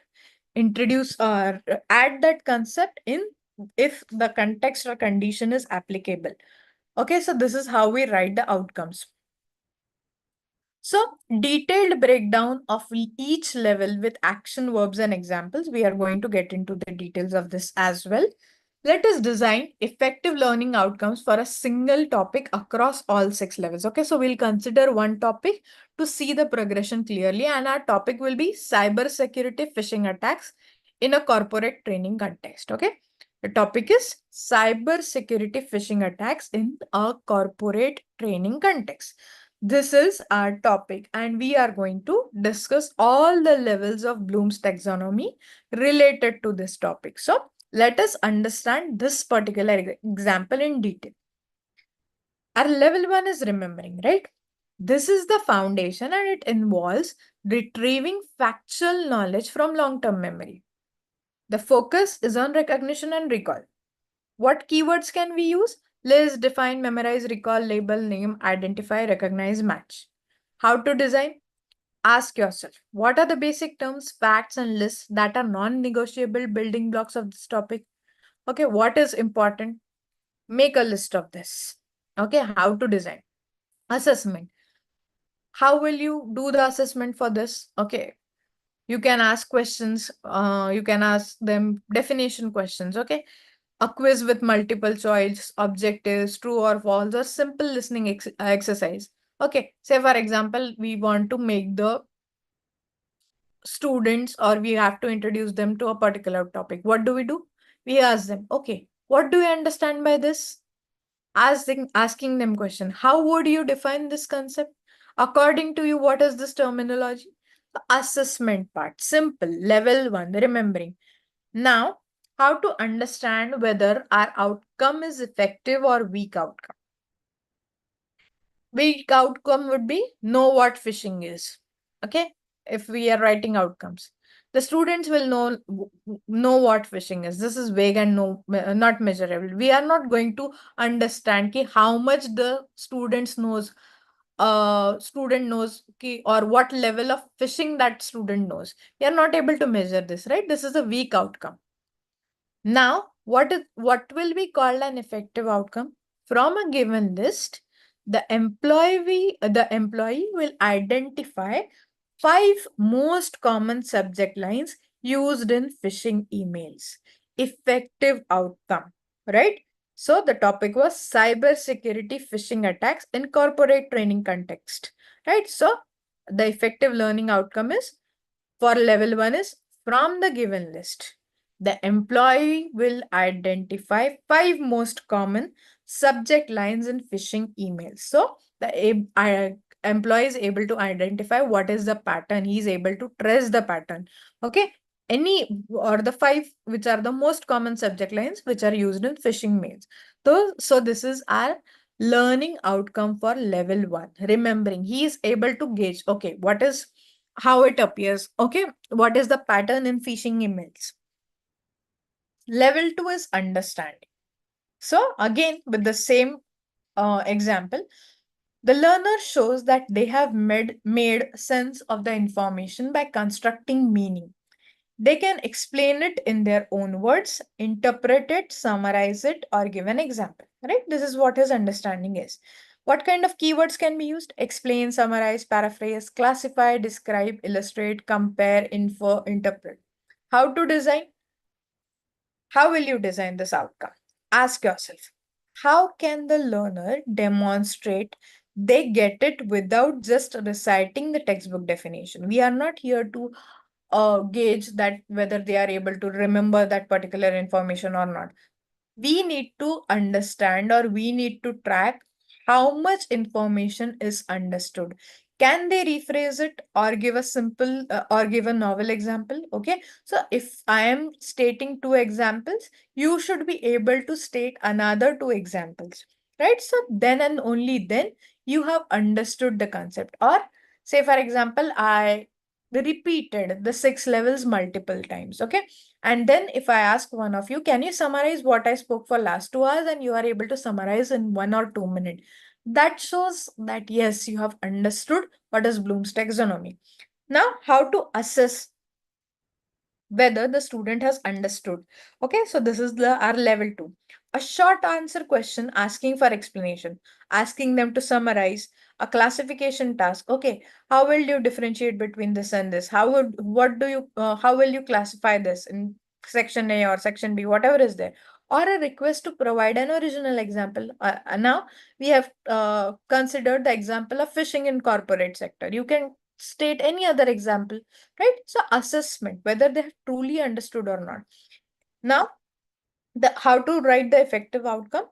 So the effective outcome will be, the employee will summarize key psychological tactics, example, urgency, fear, authority, used in used in a given phishing email scenario to trick the recipient, right? So phishing mails are all of these things: urgency, fear, and authority, and he has asked you to do that. So they understand what kind of words are used, what kind of psychological tactics are used in phishing emails. Okay, so that is level 1, a level above. Okay, that is understanding. The third level is applying.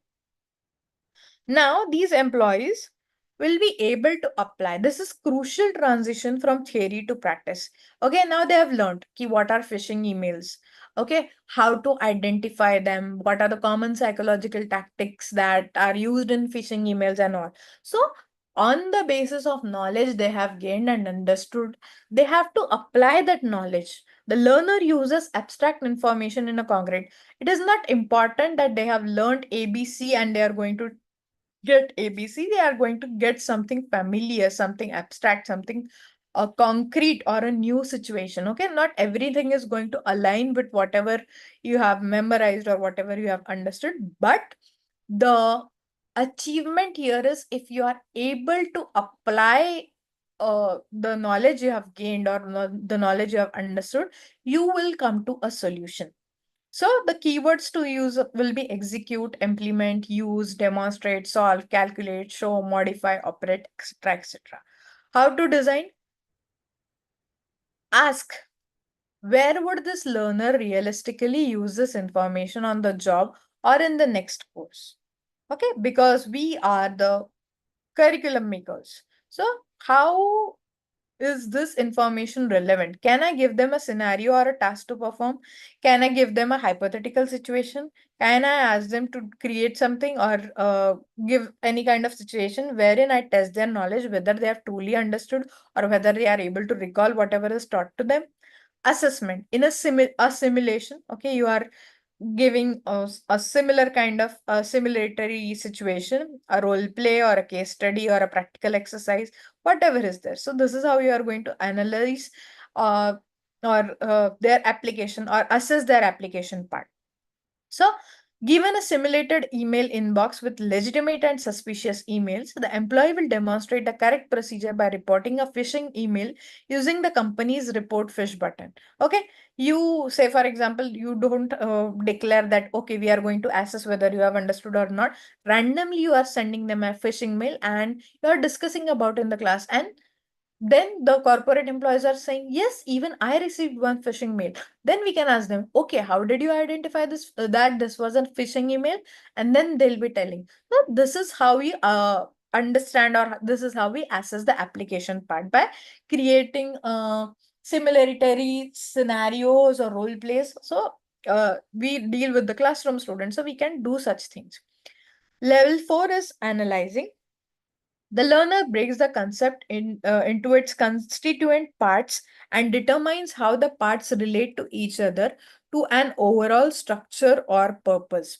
Okay, so this involves differentiating, organizing, and attributing. What are the keywords? Differentiate, distinguish, organize, deconstruct, attribute, outline, correlate, structure, question. So, if you pay attention, now the words are becoming gradually more complex as we are going one level above the other. How to design? Ask. Can the learner go beyond the surface? Can they dissect a complex problem? Can they break down a complex problem into into a simpler problem? Can they find the root cause of this problem? Can they compare two similar concepts to find the key differences? So, analyzing, higher level thinking. How will you assess it? Say, for example, you can give them a troubleshooting task, a detailed comparative analysis, a data dissection exercise, or a request to diagnose a problem. Okay, you have given multiple statements or you have given a paragraph, and then you are asking them, okay, what do you think? Okay, even for school students, we can say, what do you think? What is the paragraph about? Okay, who was ill? Okay, what do you think? Who could have helped her? So, analyzing every level is applicable to each and every student, right? So, not only the corporates, but each and every level can be achieved in each and every grade. This is very important. Effective outcome. When presented with a complex business email, compromise, BEC attack, the employee will deconstruct the email header and the content to distinguish between a legitimate request from a CEO and a well-crafted spoof. So he needs to analyze and he needs to give the logic or the deduction behind it. Okay, this is how the original emails are. This is how phishing emails occur.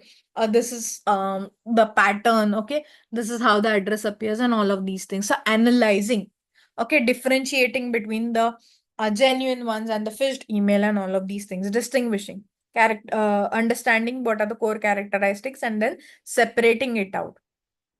Level 5 is evaluating. The learner makes judgments based on the set of criteria and standards. This involves critiquing, appraising, judging, and recommending. Evaluating, right? You evaluate. Okay. They must justify their decision. Okay. Now, what are the keywords? Evaluate, critique, judge, argue, defend, appraise, assess, prioritize, recommend, support. Ask. Can the learner use established principles to make a judgment call between alternatives to defend their reasoning? Okay. You have to ask yourself, can they spot errors or logical flaws? Assessment. A policy review a peer critic. Okay, we can ask them to review any governmental policy. We can ask them to give a peer feedback. Okay, can they spot errors or logical flaws? Okay, so a recommendation or report with justification or an audit task, or we can ask them ki, okay, did you what do you think? How can this person, improve his presentation? Evaluate. Okay, what was good in his presentation? Effective outcome. Using the company's data sensitivity classification policy, the employee will assess the potential business impact of clicking a link in a phishing email and prioritizing the immediate containment steps to recommend the IT security team. So this is how we are going to write our outcome. Next is creating. Last stage and our goal. The pinnacle of cognitive skill. The learner puts elements together to form a novel, coherent, or functional whole. Okay. All of the information that we have imparted, the learner has analyzed and built logic for, has understood everything. All the 5 levels will help him to create or give the outcome on level 6. The learner puts all the elements together to form a novel, original, coherent, or a functional whole. They reorganize all of these elements and form a new pattern or a structure, and this involves generating, planning, designing, or producing. Keywords that we use: generate, plan, design, produce, construct, invent, devise, compose, assemble, hypothesize, all higher order thinking skills. Develop an original X. How to design? Ask what new product, plan, or strategy can the learner develop that synthesizes everything that they have learned. This should be an original creation and not just a recombination of given parts. Okay, it should not be a recombination or, just clubbing whatever they have learned and then presenting it as novel. No, they need to synthesize and go through everything in detail. So, assessment, a project, a research proposal, a business plan, a new software program, an original script for training video. We can ask them to create a video or a marketing campaign. Okay, we can give them a project. We can ask them to go on a field visit and ask them what did they find out and ask them to create a project as well. We can ask them to create models as well. How will we write the effective outcome? Based on the analysis of recent successful attacks in our industry, the employee will design a new one-page phishing awareness infographic for their department that incorporates 2 novel social engineering red flags not covered in existing annual training. The highest level. Now we have trained them, they are able to understand, they are able to analyze, they are able to evaluate and all of that. And now you want your employees to create a page that will help rest of the employees. Okay. So that is level 6, creation. Final, a practical checklist.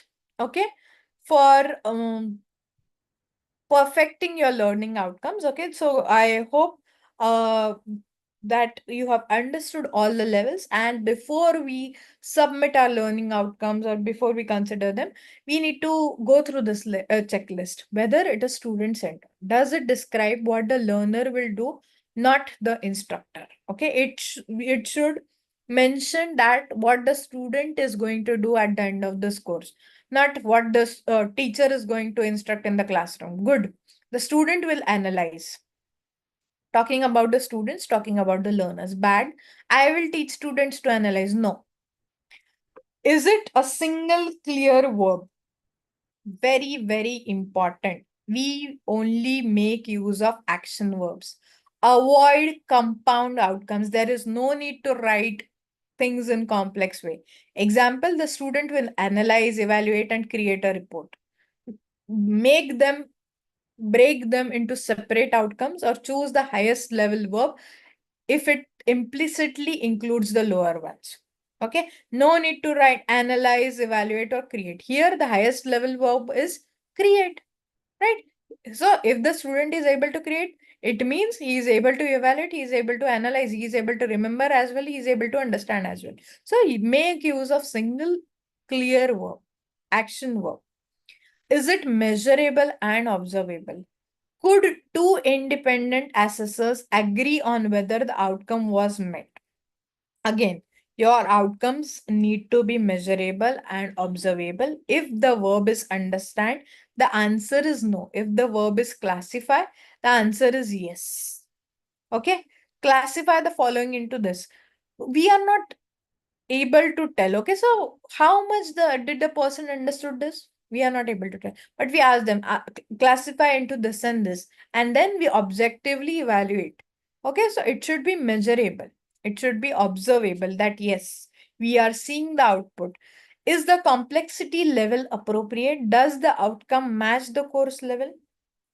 Okay, what is the title? Is it aligning with the title? Say, for example, the paper is Introduction to Computer Fundamentals. Here, we are not going to teach them higher level or capstone projects, right? So, according to the level, there should be the level of complexity. There should be a level of Bloom's taxonomy. Okay, if it is introductory, we are going to go with the fundamentals. If it is higher level, if it is capstone, then we are going to go with evaluation and application and analysis and creativity and the allocated time for lesson. Again, pay attention to how much time, how much duration is allotted for that particular course. Is it actionable? Is it achievable? Does it clearly point out a potential assessment task? Again, very, very important. Okay. Where whatever assessment is there, are we able to clearly communicate that? Okay. Is it actionable? Is it achievable? Is the duration correct? And all of these things. So this is very important that we go through this checklist before submitting our learning objectives or learning outcomes. By moving systematically from simple recall to creative synthesis, we create a learning journey that not only builds deep understanding but also provides a clear roadmap for both teaching and assessment. I hope I did justice with the topic, and we are open for a question answer session now.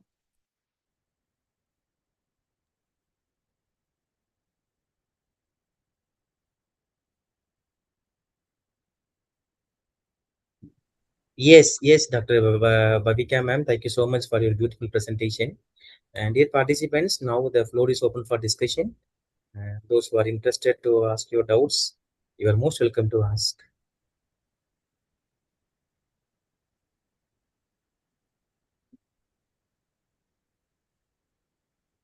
And you can chat in the chat box also. If you're not comfortable in English or Hindi, no problem. Yeah, Ma'am, I no, can speak in Hindi as well. I don't have ma'am, any issue. both English as well as Hindi. Yes. So if you want, you can ask your doubts. No problem.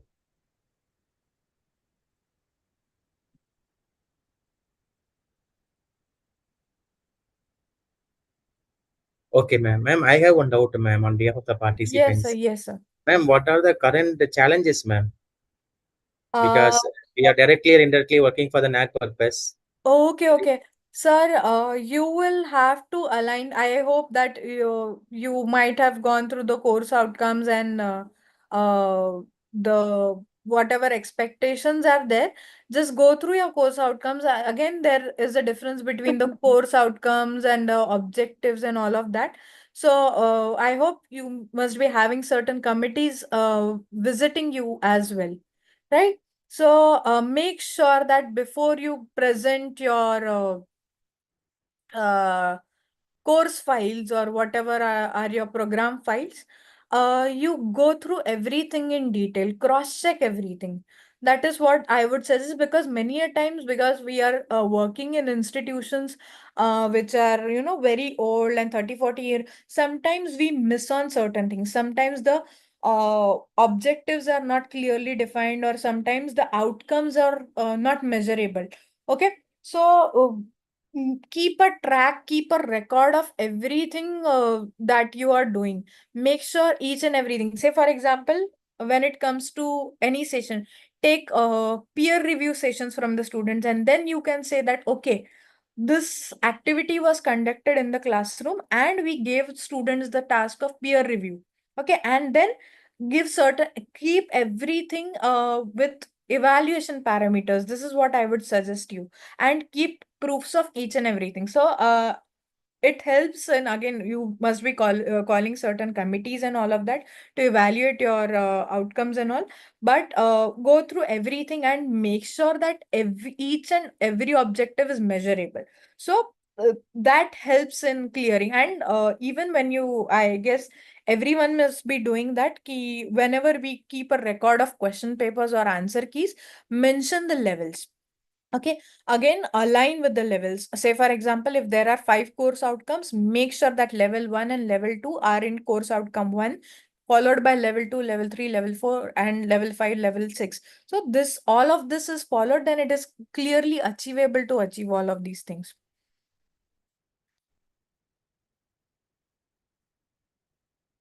Am I audible? Yes, ma'am. Yes, ma'am. Ma'am, actually, we used to have the audit, ma'am. Right. Every For this institute purpose. has. Yes, ma'am. Right. And this time, no, we are from the sociology department, and we were not able to align with all those criteria which was given there. That is the biggest problem of us. And Sir, I myself felt I myself felt into trouble, ma'am. That is why I'm asking you what is the current scenario of it, so that it will be useful sir, for other are you participants also. aware of OBE programs? Yes, Outcome ma'am. But based education it was program? yes, ma'am. It was given by the IQAC team, right? Right. And then we are supposed to complete everything. What was the alignment and all algorithms set by the IQAC, and there we are about to move. But many of those keywords, no, they are. It was not completely flexible for the sociology department. So if Right, it in right. that case, what will I be can the understand your concern because even I am from the humanities field. So, sir, ah not every outcome is achievable, but then when it comes to one particular course, right? There are words we need to work upon that. It takes, I would say, weeks or months to go through it. But as a faculty member, I would suggest some of you to go through OBE sessions. Okay, and enroll yourself for NPTEL sessions, or then there is NTTR Institute at Chandigarh as well. Okay, they are very good with these audits and all. So if you want to ask them, you can call them for audits. And faculty development and training is very, very important. We need, as faculties, we need to be trained for these things. Okay, because we are not prepared. Again, the norms change after a year or two. So kindly keep yourselves updated. That is what I would suggest. So once you undergo certain faculty development programs and all, you will be able to master it. It is not that difficult, but I would completely agree that it is time taking, and every time there is some sort of internal or external audit, we are given suggestions for that. thank you, ma'am. Thank you, ma'am. Okay, Thank you, sir. ma'am. Yes, any other participants? Participants, it is a beautiful session. This will be useful for all the faculties. It is not about one more department. This is for all the faculties who are working for the NAC purpose. So if you have any doubt regarding this, you are free to ask ma'am. I'll be posting ma'am ka PPT as well as her number in the Yeah, group. where should I share this, sir? Yeah, you can share it to me, ma'am. I will share it to the group, ma'am. Okay, okay, sir. Any other question? I hope I did justice with the topic. Yes, ma'am. Yes, ma'am. Over to you, Dr. Roshni Baladevi, ma'am. Thank you, sir. Thank you very much, madam, for your excellent deliberation on this topic. This is very important topic uh, now. So I hope this session has provided meaningful insights into innovative teaching learning approach and enrich our understanding of the experimental and learning centric education. Thank you for your valuable guidance and inspiring presentation. With this, we come to the end of today's session. We sincerely thanks to our two respected speakers and all participants for your active participation. Tomorrow we will have another two session in different insightful topics. So the session will start at 2 p.m. So I request to all the participants to join in time. See you tomorrow in the same platform. Let us wind up for today. Thank you all.